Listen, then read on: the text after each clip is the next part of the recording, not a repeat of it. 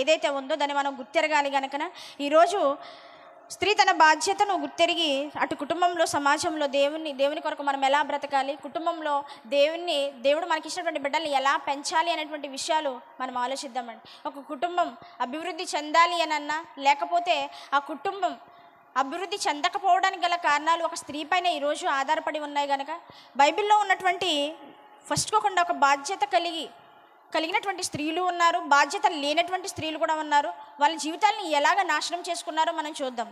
ఆదికాండము 34 అధ్యాయము మొదటి వచనము ఆలోచిద్దామండి. లేయా యాకోబును కనిన కుమార్తె అయిన దేనా ఆ దేశపు కుమార్తెలను చూడ వెళ్ళెను. సరిపోద్దండి. ఈ దేనా ఎవరో మనందరికీ తెలుసండి. అబ్రహాము కుమారుడైన, ఇస్సాకు కుమారుడైన యాకోబు కుమార్తె. యాకోబు లేయల ఏకైక కుమార్తె. 12 మంది కుమారులు, ఒక్కగానొక్క ఏకైక కుమార్తె. మనందరికీ తెలుసు కదండి. అయితే ఒక్కగానొక్క కుమార్తెగా ఉన్నటువంటి ఈ యొక్క దేనా తన యొక్క పరిస్థితి ఏంటో మర్చిపోయిందండి. తన యొక్క స్థితిగతులు ఏంటో మర్చిపోయింది. ఒక్కగానొక్క కుమార్తెగా కుటుంబంలో ఉన్నటువంటి నీకు ఎటువంటి పరిస్థితులు ఉంటాయి చెప్పండి? గారాబంగా పెంచుతారండి కదండి. చాలా అల్లారు ముద్దుగా పెంచుతారు.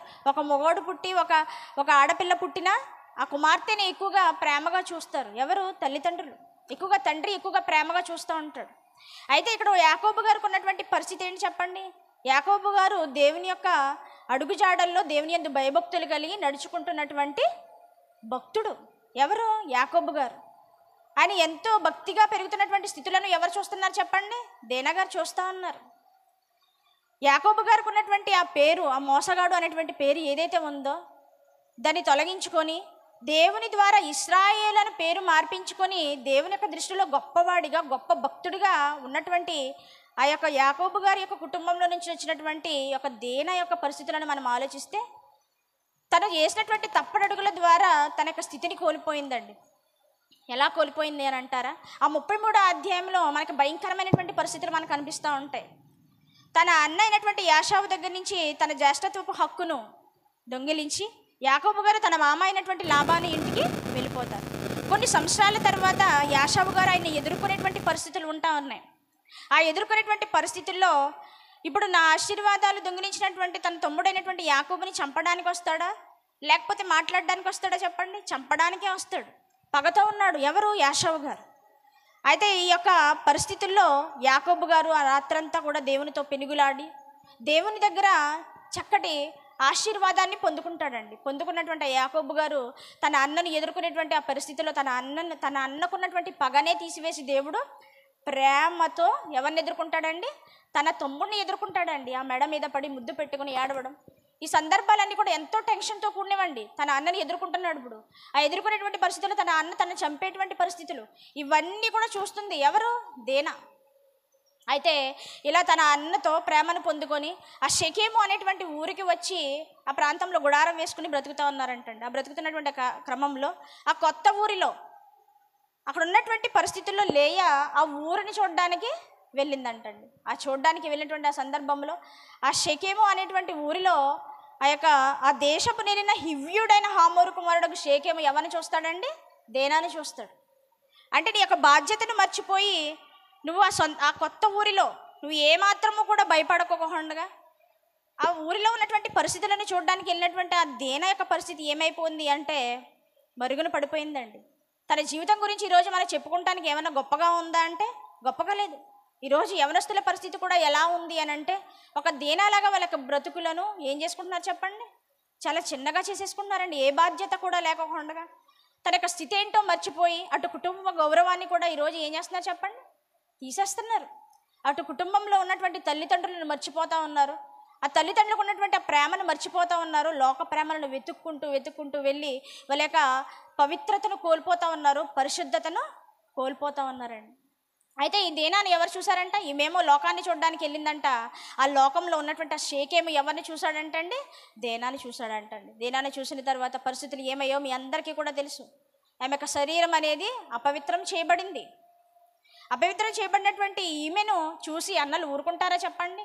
తన అన్నలు ఎంతో రగిలిపోయారండి. ఎంతో బాధ ఉంటుందండి. తన యొక్క చెల్లి యొక్క జీవితం నాశనం అయిపోతూ ఉంటే అన్నలుగా, కుటుంబ సభ్యులుగా వాళ్ళ యొక్క పరిస్థితి ఏంటో ఒకసారి ఆలోచించండి. ఈరోజు యవనస్తులు ఆలోచిస్తున్నారండి ఒక కుటుంబం గురించి. యవన కాలంలో మనకు వచ్చేటువంటి కోరికలను తీర్చుకోవడానికే పరుగులు పెడుతున్నాం తప్ప, ఈ లోకం వైపు చూస్తున్నాం తప్ప, అసలు ఆ కుటుంబంలో ఉన్నటువంటి పరిస్థితులు, నా తల్లిదండ్రులు నా కొరకు ఎంత కష్టపడుతున్నారు. యాకోబు గారికి ఉన్నటువంటి గౌరవం ఏంటి చెప్పండి దేవుని దగ్గర? అటు ఇశ్రాయేలీలోనూ ఆయనకు ఉన్నటువంటి ఆధిక్యత ఏంటి చెప్పండి? ఈరోజు పేరెంట్స్ కష్టపడడానికి, పిల్లల్ని పోషించడానికి, వాళ్ళకున్న ప్రతి అవసరతను తీర్చడానికి గల్ఫ్ కంట్రీలు వెళ్ళిపోతూ ఉన్నారు కదండి. ఆ పిల్లల్ని ఎత్తుకుని అల్లారు ముద్దాడాల్సింది పోయి వాళ్ళు కష్టపడడానికి, వాళ్ళకి అవసరతను తీర్చడానికి ఆ ప్రేమను కాదనుకొని, ఆ ప్రేమను దూరం చేసుకుని ఈరోజు దూర ప్రాంతాలు వెళ్ళి కష్టపడతా ఉంటే వాళ్ళ యొక్క గౌరవాన్ని ఏం చేస్తున్నారు చెప్పండి? కలిపేస్తున్నారండి. ఎందుకు? వాళ్ళ యొక్క జీవితాలు మేము ఇంత కష్టపడుతున్నామే అని ఆ కష్టానికి తగినటువంటి ప్రతిఫలాన్ని ఈరోజు పిల్లలు చూపించలేకపోతా ఉన్నారండి. వాళ్ళ సొంత నిర్ణయాలు తీసుకుంటా ఉన్నారు. ఏమంటే దేనా చేసినటువంటి మొట్టమొదటి తప్పేంటో తెలుసండి? సొంత నిర్ణయాలు తీసుకుందండి. సొంత నిర్ణయాలు తీసుకొని ఆ దేశపు కుమార్తెలను చూడడానికి వెళ్ళిందంట. ఏం చూడడానికి వెళ్ళింది? ఏముంది లోకంలో? ఏముంటుంది చెప్పండి? వాళ్ళ యొక్క పర్మిషన్ కూడా తీసుకోకుండా వెళ్ళుంటుంది. యాకోబు గారు చాలాసార్లు ఏం చేసి ఉంటారు చెప్పండి? హెచ్చరించుంటారమ్మా, ఇది నీకు తగినది కాదు, కాబట్టి నువ్వు ఏం చేయాలి, నువ్వు ఇక్కడ ఉన్నటువంటి పరిస్థితులను బట్టి నువ్వు మాతోటే ఉండాలి, ఒంటరిగా ఎక్కడికి వెళ్ళకూడదని ఒక తండ్రి చెప్పిన తండ్రి మాటను పెడచెవిన పెట్టి ఏం చేసిందండి? లోకంలోనికి వెళ్ళిందండి. వెళ్ళినటువంటి ఆ కుమార్తె యవనస్తురాలు తన జీవితాన్ని సరిగ్గా ఉంచుకోకపోతే వచ్చేటువంటి నష్టాలు ఏంటో తెలుసండి? ఫస్ట్ ఆఫ్ ఆల్ తన జీవితాన్ని నాశనం చేసుకుంది. తన శరీరాన్ని ఏం చేసుకుంది చెప్పండి? అపవిత్రపరుచుకుంది. వివాహం కాకముందే జారత్వపు పనులు చేసి తన యొక్క శరీరాన్ని మలినం చేసుకుంది. ఈరోజు ఎంతమంది లేరు చెప్పండి? ఎంతమంది తల్లిదండ్రులు కళ్ళను కప్పి, లేకపోతే అటు కుటుంబంలో ఉన్నటువంటి వారు, ఒక గైడ్గా ఉన్నటువంటి వాళ్ళని ఎదిరించి లోకంలోకి వెళ్ళి చేస్తున్నటువంటి పనులు ఎంత దారుణంగా ఉంటున్నాయి చెప్పండి? ఎవరిని ఆ పరిస్థితుల్ని నాశనం చేసేది? తన యొక్క జీవితమే నాశనం చేసుకుంది ఫస్ట్. ఆ తర్వాత తన అన్నదమ్ములతో కలిసి దేవుని పరిచర్యలో కొనసాగుతూ దేవుని మహింపరచాల్సింది పోయి ఏం చేసిందో తెలుసా అండి? తన అన్నదమ్ములను నరహంతకులను చేసిందండి. వివాహం చేసుకుంటానన్నాడు. ఎవరు? షేకెము. ఆ కుటుంబ సభ్యులందరూ కూడా మీరు సున్నతి పొందితేనే కానీ, మా ఇశ్రాయేలులో ఉన్నటువంటి ఆచారం ఏదైతే ఉందో ఆ సున్నతి పొందితేనే కానీ మేము వివాహం చేసుకోము, మేము వియ్యం అందుకోము అని చెప్తే వాళ్ళందరూ కూడా సున్నతి పొంది ఉన్నారంటండి. ఆ క్రమంలో వెళ్ళి వాళ్ళ బలహీన పరిస్థితుల్లో ఉన్నప్పుడు ఆ పురుషులందరినీ కూడా ఏం చేశారంటండి? సిమియోను, లేవి వాళ్ళ వాళ్ళిద్దరూ వెళ్ళి మొత్తం అందరినీ కూడా ఏం చేశారంట? చంపేశారంట. వాళ్ళ అన్నలు నరహంతులు అవ్వడానికి గల కారణం ఎవరు చెప్పండి? దేనా కాదంటారా చెప్పండి? మనం చేసేది చిన్న తప్పే. ఆ చిన్న తప్పును సరిదిద్దకండి తల్లిదండ్రులారా. ఆమె చేసినటువంటి చిన్న తప్పు అయినా కూడా ఏం చేయాలి చెప్పండి? కూర్చోబెట్టి మాట్లాడాలి. వాళ్ళు మన నుంచి చిన్నగా ఉన్నప్పుడు మన దగ్గర ఉంటారు. పెద్ద అయిన తర్వాత మన నుంచి వాళ్ళు దూరంగా వెళ్ళి ఈ లోక ప్రపంచాలను చూసి, ఈ లోకాశాలను చూసి మన ప్రేమను మర్చిపోయేటువంటి రోజులు ఈ రోజులు లోకం అంతా ఆకర్షిస్తూ ఉంది. అలా దేనా చేసినటువంటి పొరపాటు వల్ల ఆ ఇశ్రాయేలీలోనే అవమానకరమైనటువంటి కార్యానికి దారి తీసిందండి ఆమె చేసినటువంటి పని. ఇశ్రాయేలీలో ఎప్పుడు కూడా అలాంటి కార్యం జరగలేదు. కానీ దేనా వల్ల ఆ ఇశ్రాయేలీలకే పెద్ద ముప్పు తెచ్చిపెట్టిందండి. ఇంకా ఏం చేసిందో తెలుసండి? ఆ ఊరు ప్రజలందరూ పురుషుల్ని ఏం చేసింది చెప్పండి? హతులైపోవడానికి గల కారణం ఎవరు చెప్పండి? దేనా చేసినటువంటి పొరపాటు. ఇంకా ఆ ఊరు పురుషులందరూ చనిపోతే ఆ ఊరు స్త్రీలందరూ ఏమైపోయారు చెప్పండి? వెదవరాండ్రు అయిపోయారండి. వాళ్ళు ఉసురు పోసుకోదంటారా చెప్పండి? వాళ్ళు పెట్టేటువంటి శాపాలన్నీ కూడా ఎవరి మీదకి వస్తాయి చెప్పండి? ఆ కుమార్తె మీదకే వస్తాయి. తల్లిదండ్రులు కోరుకునేది ఇదా చెప్పండి? ఒక్కగానొక్క కుమార్తె కుటుంబంలో ఎంతో సంతోషాన్ని ఇవ్వాలి, ఆనందాన్ని ఇవ్వాలి. ఆనందాన్ని ఇవ్వలేదు కదా, సంతోషాన్ని ఇవ్వలేదు కదా, కుటుంబానికి ఏం తీసుకొచ్చిందండి? అవమానకరమైనటువంటి పనులను చేసి కుటుంబాన్ని ఇంకా దిగజార్చేసింది. కుటుంబానికి అవమానకరమైనటువంటి పరిస్థితులను తీసుకొచ్చిందండి. ఇంకా తన వల్ల జరిగేటువంటి నష్టాలు ఎన్నో ఉన్నాయండి. నువ్వు యవ్వన కాలంలో చేసేటువంటి పొరపాట్ల వల్ల ఒక స్త్రీగా నీ బాధ్యత, ఒక ఆడపిల్లగా నీ బాధ్యతను నువ్వు మర్చిపోతే కుటుంబంలో ఎన్నో పరిమాణాలు, అటు సమాజంలో మొత్తం అంతటినీ కదిపేసిందండి. ఆ ఇశ్రాయేలు సమాజాన్ని మొత్తం అంతటినీ కుదిపేసింది దేనా యొక్క జీవిత చరిత్ర. ఆమె చేసినటువంటి పొరపాటు సొంత నిర్ణయాలు తీసుకోవడం. ఇదిగో తల్లి, నువ్వు దేవుని ఎక్కడికి వెళ్ళినా కూడా నువ్వు సొంత నిర్ణయాలు తీసుకోకూడదు, దేవుని యొక్క సహాయంతో వెళ్ళాలి. అందుకనే కీర్తనకారుడు మాట్లాడుతూ కీర్తన గ్రంథము 32వ అధ్యాయం 8వ వచనం చూద్దాం చూడండి. కీర్తన గ్రంథము 32వ అధ్యాయము 8వ వచనం. నీకు ఉపదేశము చేసేదను, నీవు నడవవలసిన మార్గమును నీకు బోధించేదను. ఎవరు బోధిస్తారండి? ఇలాగా ఎవరు బోధించాలి చెప్పండి? మన పిల్లలు మనల్ని కాదని బయటికి వెళ్తున్నారు అని అంటే వారి గురించి ప్రార్థన చేసే వారంగా మనం ఉంటున్నామా చెప్పండి? అమ్మ ఎక్కడికైనా వెళ్తాను అని పర్మిషన్ అడగగానే పంపించేస్తున్నాం. ఎక్కడికి వెళ్తున్నావు ఏంటి అనేటువంటి మన ఆలోచన కలిగి ఉన్నామా చెప్పండి? ఈరోజు వాళ్ళకి ఫ్రీడమ్ ఇవ్వట్లేదు అనుకుని మనం ఫ్రీడమ్ ఇచ్చేస్తూ ఉంటే మన కుటుంబానికి వాళ్ళ మచ్చ తీసుకొచ్చేటువంటి పరిస్థితులు వస్తూ ఉంటే ఆ తర్వాత మనము ఏడ్చిన ప్రయోజనం లేదండి, ఏడ్చిన ప్రయోజనం లేదు. కాబట్టి ఇక్కడ మాట్లాడుతూ అంటున్నాడు, నువ్వు ఎవరి సహాయంతో వెళ్ళాలో తెలుసా? నీకు ఉపదేశము చేసేదను, నీవు నడవలసిన మార్గమును నీకు ఎక్కడికి పంపించాలి? నువ్వు ఒంటరిగా దేవుని సన్నిధికే. ఇక్కడే దేవుని యొక్క మాటలే నీకు న్యాయమేదో అన్యాయమేదో తెలియపరిచేది. ఏది సత్యమో ఏది అసత్యమో, ఏది యథార్థమైందో ఏది ఖ్యాతి గలదో నీకు బోధించేది. కానీ ఈరోజు ఇలాంటి పరిస్థితులను మనం తెచ్చుకుంటున్నామా చెప్పండి? దేవుని సన్నిధి అంటే మనం పంపించాం. కానీ ఏ పెళ్ళన్నా, ఏ ఫంక్షన్ అన్నా, ఎక్కడికి వెళ్ళాలన్నా, ఏ షికారికి వెళ్ళాలన్నా మనం పంపించండి, కాదని అనట్లేదు. కానీ ఎవరి సహాయంతో పంపించాలంట? దేవుని సహాయంతో. బయటికి వెళ్తున్నారు, సరే ప్రార్థన చేసుకుని వెళ్తున్నావా తల్లి అని ఎప్పుడైనా మనం అడిగామా చెప్పండి? అడిగామండి? పోనీ వాళ్ళు బయటికి వెళ్ళారు, వాళ్ళు బయటికి వెళ్ళిన తర్వాత తండ్రి ఇదిగో నా బిడ్డలు బయటికి వెళ్ళారు, వాళ్ళు ఎటువంటి పరిస్థితుల్లో నీ లోకం వైపు చూడకూడదు తండ్రి, నీ యందు భయభక్తులు కలిగిన బిడ్డలు ఎక్కడికి వెళ్ళినా కూడా వాళ్ళు నీ కొరకు బ్రతకాలి తండ్రి అని మనం ప్రార్థన చేసే వారంగా ఉన్నామా చెప్పండి? ఏమంటే బైబిల్లో ఉన్నటువంటి భక్తులు, మోషే గారు, నిర్గమకాండంలో ఉన్నటువంటి ఆ మోషే గారు, ఆ ఇశ్రాయేలు నడిపిస్తున్నటువంటి ఆ నాయకత్వ పనిలో ఉన్నటువంటి నాయకుడే దేవుని సహాయంతో ముందుకు వెళ్ళాడండి. ఇక కొత్త నిబంధనలో ఉన్నటువంటి భక్తులందరూ కూడా ఎక్స్పర్ట్స్. గాడ్ హెల్ప్ మీ, దేవుడా నాకు హెల్ప్ చేయి, ఇదిగో నేను చేసేటువంటి పనిలో నాకు తోడుగా ఉండాలని ఎంతో ఎక్స్పర్ట్గా ఉన్నటువంటి భక్తి పరులే ప్రార్థన చేసుకుని దేవుని యొక్క పనిలో ముందుకు వెళ్తూ ఉంటే ఈరోజు మనం చేసేటువంటి ఏ పనికి కూడా దేవుడు అవసరత మనకు లేదండి. మన పిల్లలే కదా వెళ్తున్నారు కదా, వాళ్ళు ఆ మాత్రం కూడా వాళ్ళకి ఫ్రీడమ్ ఇవ్వకపోతే మరీ మగ్గిపోతారు అని చెప్పేసి మనం ఏం చేస్తూ ఉన్నామంటే వాళ్ళకి పూర్తిగానే ఫ్రీడమ్ ఇచ్చేస్తూ ఉన్నామండి. దేవుని సహాయం లేకుండా, దేవుని సహాయం లేకపోతే వాళ్ళు దేవునిలో పెరుగుతారా అంటే పెరగరండి. ఆమె చేసినటువంటి రెండో తప్పు ఏంటో తెలుసండి? ఆ చూపు ఏదైతే ఉందో అనేకమైనటువంటి కళ్ళు నీ మీద పడతాయి. నువ్వేమో లోకాన్ని చూడడానికి వెళ్ళావు, సాతానేమో షెకేములో ఉండి ఆమెను చూశాడు. ఇదిగో మన పిల్లలు అందంగా ఉండాలని మనం కోరుకుంటూ ఉంటామండి కదండి. తల్లులు ఉన్నారు, మీరు అందరూ కూడా మీ అందాన్నంతా దారబోసి ఎవరికన్నారు? పిల్లలకన్నారు. వాళ్ళకి అనడమే కాకుండా మళ్ళీ ఇంకా అందాలు మెరుగులు దిద్దాలని మనం కోరుకుంటూ ఉంటాం కదండి. చాలా చక్కగా అందంగా రెడీ చేస్తామండి ఈ లోకానికి చూపించాలని. అమ్మ కాకి పిల్ల కాకి ముద్దే, ఎలా ఉన్నా మీకు నచ్చుతారు. సమాజం కోసం మీ పిల్లలకు ఉన్నటువంటి అందాన్ని ఎందుకు చెరుపుతున్నారు ఈరోజు? ఆ అందాన్ని, ఆ సాతాన్ని చూసి దాన్ని చెరిపేయాలని చూస్తాడు, దాన్ని అపవిత్రం చేయాలని చూస్తాడు. ఈరోజు చూపులు బాలేదండి. దావీదు గారు ఎంతో భక్తిపరుడండి, ఆయన చూపు ఎక్కడ మిస్ అయిపోయింది చెప్పండి? బెత్షెబ గారి దగ్గర మిస్ అయిపోయింది. ఆ చూపున బెత్షెబని చూశాడు. తను చేసినటువంటి పొరపాటు తన జీవితంలో అది ఒక్కటే ఆయనకి ఎంత బాధను తీసుకొచ్చింది చెప్పండి? తన యొక్క బాధ్యతను మర్చిపోయాడు. అక్కడ తన బాధ్యతను మర్చిపోయాడు, తన కళ్ళు తన మోసం చేసాయి. సంసోను గారు బైబిల్లో మనకు కనిపిస్తూ ఉన్నారు, ఎంతో బలవంతుడు, బాహుబలి, ఎంతో బలవంతుడైనటువంటి సంసోను గారు ఆ యొక్క ఫిలిష్తీయుల కళ్ళు పీకేయడానికి గల కారణం ఏంటి చెప్పండి? ఆయన కళ్ళు సరిగ్గా లేవండి, కళ్ళు సరిగ్గా ఉండవు. ఎవరిని చూశాడంటే అన్య స్త్రీలను చూశాడు, ఇంకా వ్యభిచారపు స్త్రీలను చూశాడంట. ఆ కళ్ళు ఆయన ఏం చేసాయి చెప్పండి? మోసం చేశాయి. అందుకని ఆ కళ్ళు లేకుండా దేవుడు చేసేసాడు. జాగ్రత్త. అందుకనే మన చూపు సరిగ్గా ఉండాలి. ఈ లోకంలో ఉన్న రంగులు చూడడానికి వెళ్తున్నావా? ఆర్భాటాలు చూడడానికి వెళ్తా ఉన్నావా? ఈ లోకం అంతా కూడా చూపించేది అదేనండి. మన పిల్లలకి ఈ లోకం అంతా చూపించేది అదే. కానీ దేవుని యొక్క వాక్యం ఏం చూపిస్తుందో తెలుసా? నిన్ను వెలుగు మార్గంలో నడిపించడానికి సత్యమైనటువంటి మాటలను చూపిస్తుంది, బోధిస్తుంది. ఇక్కడికి మనం పంపించాం. దేవుని యొక్క మాటలే దూరంగా ఉంచుతాము. ఈ లోకాన్ని మనము ఏం చేస్తూ ఉంటాం? దగ్గరగా ఉంచుతాం. అందుకనే దేనా జీవితం ఏమైపోయింది చెప్పండి? ఎంతో భక్తిపరుడైనటువంటి యాకోబు గారి కుటుంబంలోనే ఇంత దీనమైన పరిస్థితులు జరిగితే నీ కుటుంబంలో, నా కుటుంబంలో జరగడానికి ఎంతో పరిస్థితులు చాలా దగ్గరగా ఉంటాయండి. సాతానికి మనం చాలా దగ్గరగా ఉంటాం. యాకోబు గారు నిరంతరము కూడా ఎవరితో బంధాన్ని కలిగి ఉన్నారు? దేవునితో బంధాన్ని కలిగి ఉన్నారు. ఇంకా లోతు భార్య, తన యొక్క చూపులు సరిగ్గా ఉన్నాయా చెప్పండి? లేవండి. ఈ లోకం వైపు చూసిందండి. ఈ లోకం వైపు చూసింది కాబట్టి ఈరోజు హేతువాదులు బైబిల్ పైన వేస్తున్నటువంటి ప్రశ్నలు ఏ విధంగా ఉన్నాయి చెప్పండి? లోతు కుమార్తెలు తన తండ్రితో ఏం చేశారంట? తప్పు చేశారంట. బైబిల్ తప్పు అంటున్నారు.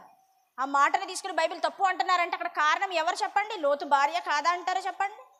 తన పిల్లల్ని బాధ్యతగా బయటికి, ఇదిగో దేవుడు ఆ సొదొమ గొమొర్రా ప్రాంతం నుంచి మీరు బయటికి వెళ్ళండి అని చెప్పేసి బయటికి తీసుకొచ్చి వదిలితే మళ్ళీ అదే పాపం వైపు చూసింది కాబట్టనే తన జీవితం నాశనం అయిపోయింది. తన జీవితం నాశనం అవ్వడమే కాదు, తన కుమార్తెల జీవితాన్ని కూడా ఏం చేసింది చెప్పండి? నాశనం అయిపోయింది. ఈరోజు నీ చూపులు నా చూపులు సరిగ్గా లేకపోతే మన బిడ్డల జీవితాలు కూడా అదే విధంగా నాశనం అయిపోతాయండి.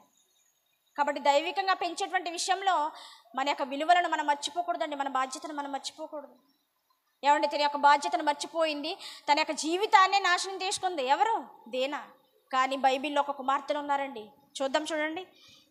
సంఖ్యాకాండము 27వ అధ్యాయము 1వ వచనం.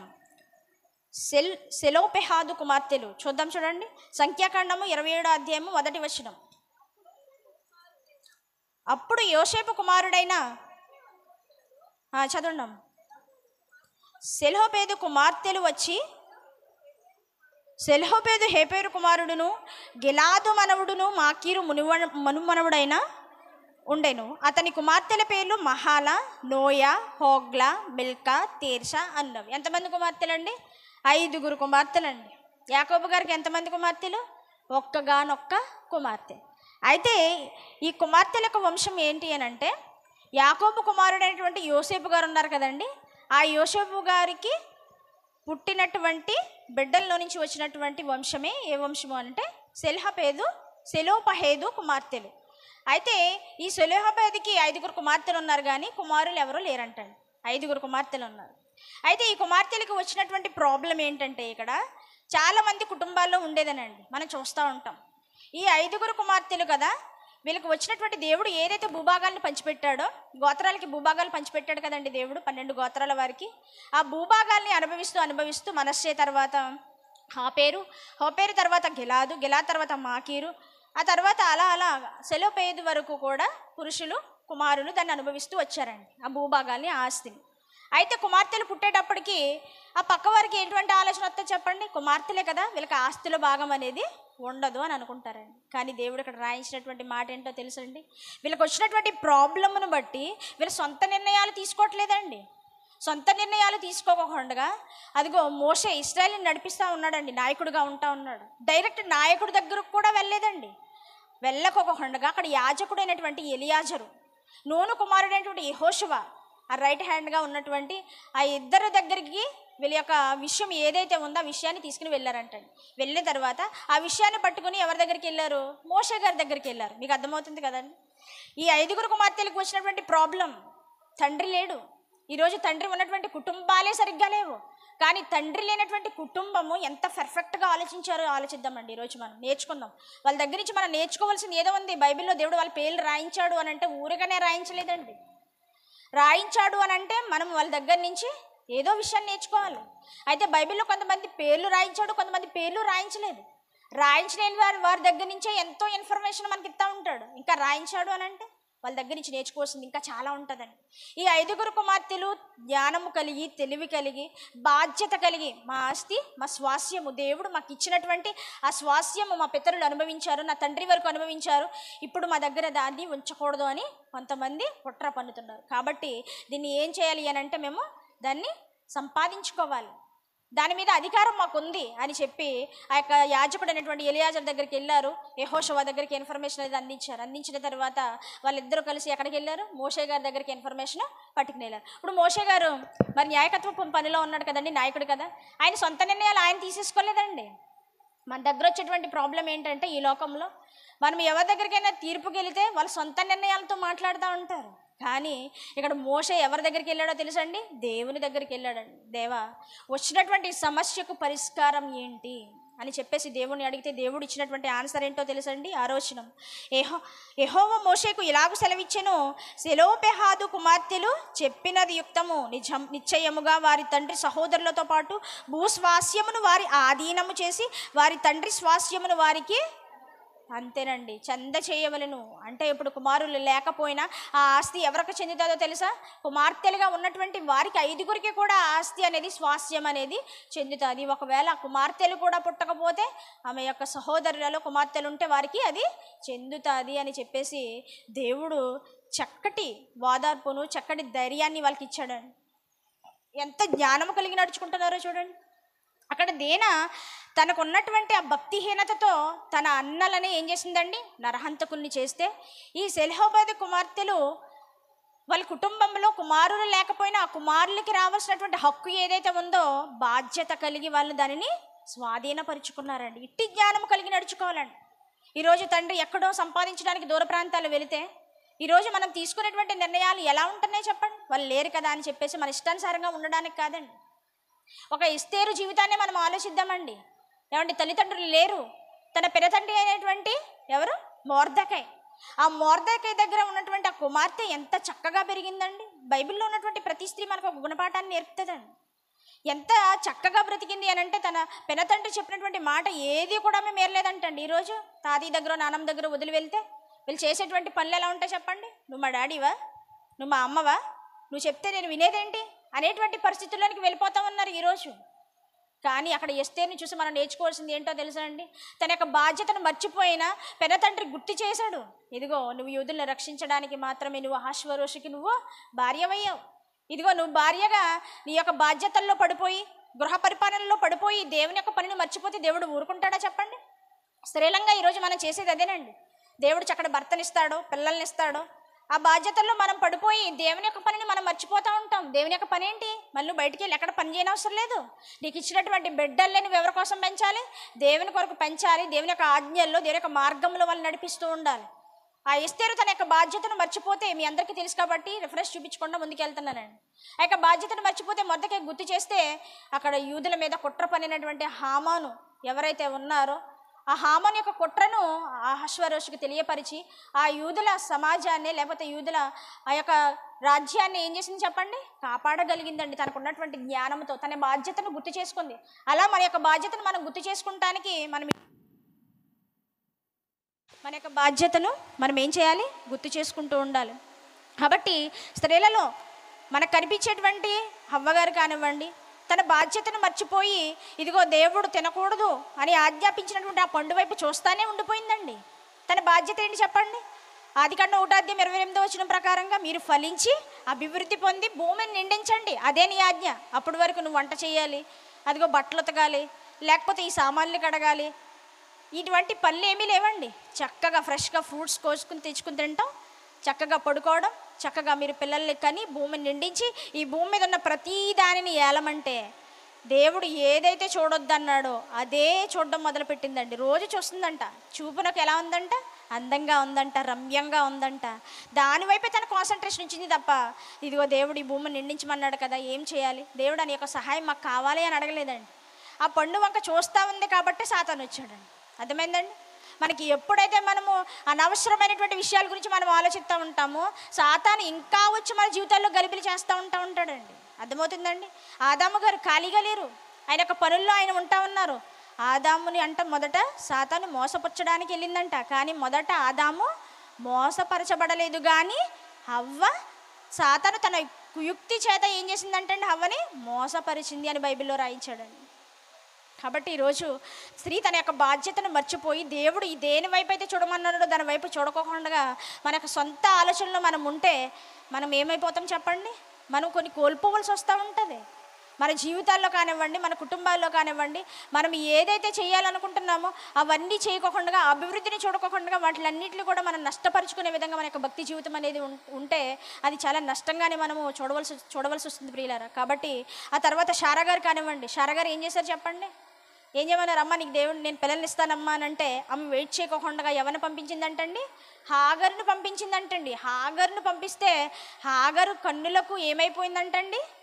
నీచమైనది అయిపోయిందంట. ఎవరు? శారా గారు. శారా గారికి ఉన్నటువంటి ఆధిక్యతను మర్చిపోయింది. శారా గారికి ఉన్నటువంటి అధికారాన్ని మర్చిపోయి దాసిని తన భర్త దగ్గరికి పంపిస్తే తన స్థానాన్ని ఎవరికి ఇచ్చేసిందంటండి? దాసికి ఇచ్చేసిందంట. తన స్థానాన్ని దాసికి ఇచ్చేస్తే మరి ఇప్పుడు దాసి దృష్టిలో ఏమైపోయిందంటండి? హాగరు నీచమైనది అయిపోయిందంటండి. మన యొక్క బాధ్యతను మనం మర్చిపోతే మనం ప్రతి విషయంలో కూడా మనం ఏమైపోతామో తెలుసండి? నీచమైన వాళ్ళం అయిపోతామండి. కానీ బైబిల్ ఒక స్త్రీ ఉందండి. ఆ స్త్రీ ఎవరు అని అంటే చాలా జ్ఞానం కలిగినటువంటి స్త్రీ, చాలా గొప్పగా బ్రతికినటువంటి స్త్రీ అండి. తన బాధ్యతను మర్చిపోలేదండి. ఆ స్త్రీ ఎవరో కాదండి, మోషే భార్య అయినటువంటి, తెలుసండి ఎవరికైనా? షిప్పోరా గారు. ఈమె యొక్క జీవిత చరిత్రను మనం ఆలోచిస్తే ఈమెలో మనకు కనిపించేటువంటి లక్షణం ఏదైతే ఉందో ఆ లక్షణాన్ని ఈరోజు మనం కలిగి ఉండాలండి. ఆమె ఎటువంటి లక్షణాన్ని కలిగి ఉన్నది అని అంటే చక్కటి వివేకాన్ని కలిగి ఉందండి, సహనాన్ని కలిగి ఉంది, సమయస్ఫూర్తి జ్ఞానాన్ని కలిగి ఉంది. ఆ జ్ఞానము కలిగినటువంటి ఈ స్త్రీ తన జీవితంలో వచ్చినటువంటి ఆ యొక్క నష్టం ఏదైతే ఉందో దాన్ని గుర్తెరిగింది, వెంటనే దాన్ని సాల్వ్ చేసుకోగలిగిందండి. ఈరోజు మనం అలా ఉండగలుగుతున్నామా ప్రియులారా? ప్రియులారా చెప్పండి ఒకసారి. ఆ సిప్పోరా తన జీవితంలో, తన భర్త జీవితంలో వస్తున్నటువంటి నష్టాన్ని ఏంటో గుర్తించిందండి. ఆ సిప్పోరా అనేటువంటి పేరుకు అర్థం ఏంటంటే లిటిల్ బర్డ్, చిన్న పక్షి. ఆకాశంలో ఎగురుతున్నటువంటి చిన్న పక్షి కానివ్వండి, పెద్ద పక్షిని కానివ్వండి, మీరు చూడండి, ఆ పక్షులు ఎగురుతూ ఉన్నప్పుడు ఆ యొక్క దూరాన్ని తగ్గిస్తున్నట్టుగా మనకు కనిపిస్తూ ఉంటుందండి. అవి ఎగురుతూ ఉంటే ఆకాశంలో ఎంత దూరం కనబడుతుందండి, ఆ దూరాన్ని తగ్గిస్తుందేమో ఆకాశాన్ని చూడడానికి అన్నట్టుగా ఉంటుందండి. తన యొక్క జీవితం కూడా, తన భర్త జీవితంలో వచ్చినటువంటి ఆ యొక్క ప్రమాదం ఏదైతే ఉందో ఆ ప్రమాదాన్ని తప్పించేటువంటి స్త్రీగా మనకు కనిపిస్తూ ఉందండి. ఈ సిప్పోరా యొక్క జీవిత చరిత్రను మనం ఎక్కడ చూడగలుగుతామంటే నిర్గమకాండము 2వ అధ్యాయంలో 16వ వచనంలో మనం చూస్తామండి. మోషే గారు తన యొక్క జీవితాన్ని, తన యొక్క జీవిత ఆయుష్కాలం ఎంతండి మోషే గారిది? 120 సంవత్సరాలండి. 40 సంవత్సరాలు ఆయన ఎక్కడ ఉండిపోయారు? ఐగుప్తులో ఉండిపోయారు. అయితే ఐగుప్తులో ఆయన యొక్క కోపము ద్వారా ఆయన ఒక వ్యక్తిని చంపి నరహంతకుడైపోతాడండి. నరహంతకుడై పరిగెట్టుకుని తను చేసినటువంటి తప్పుకు ఎక్కడికి వచ్చేస్తాడు? మిద్యాను దేశంలోకి వచ్చేస్తాడు. వచ్చిన తర్వాత అక్కడికి ఆయన ఎవరు కనిపిస్తారంటే సిప్పోరా కనిపిస్తుందండి. ఆ సిప్పోరా ఎవరంటే యాజకుడైనటువంటి ఇత్రో కుమార్తె.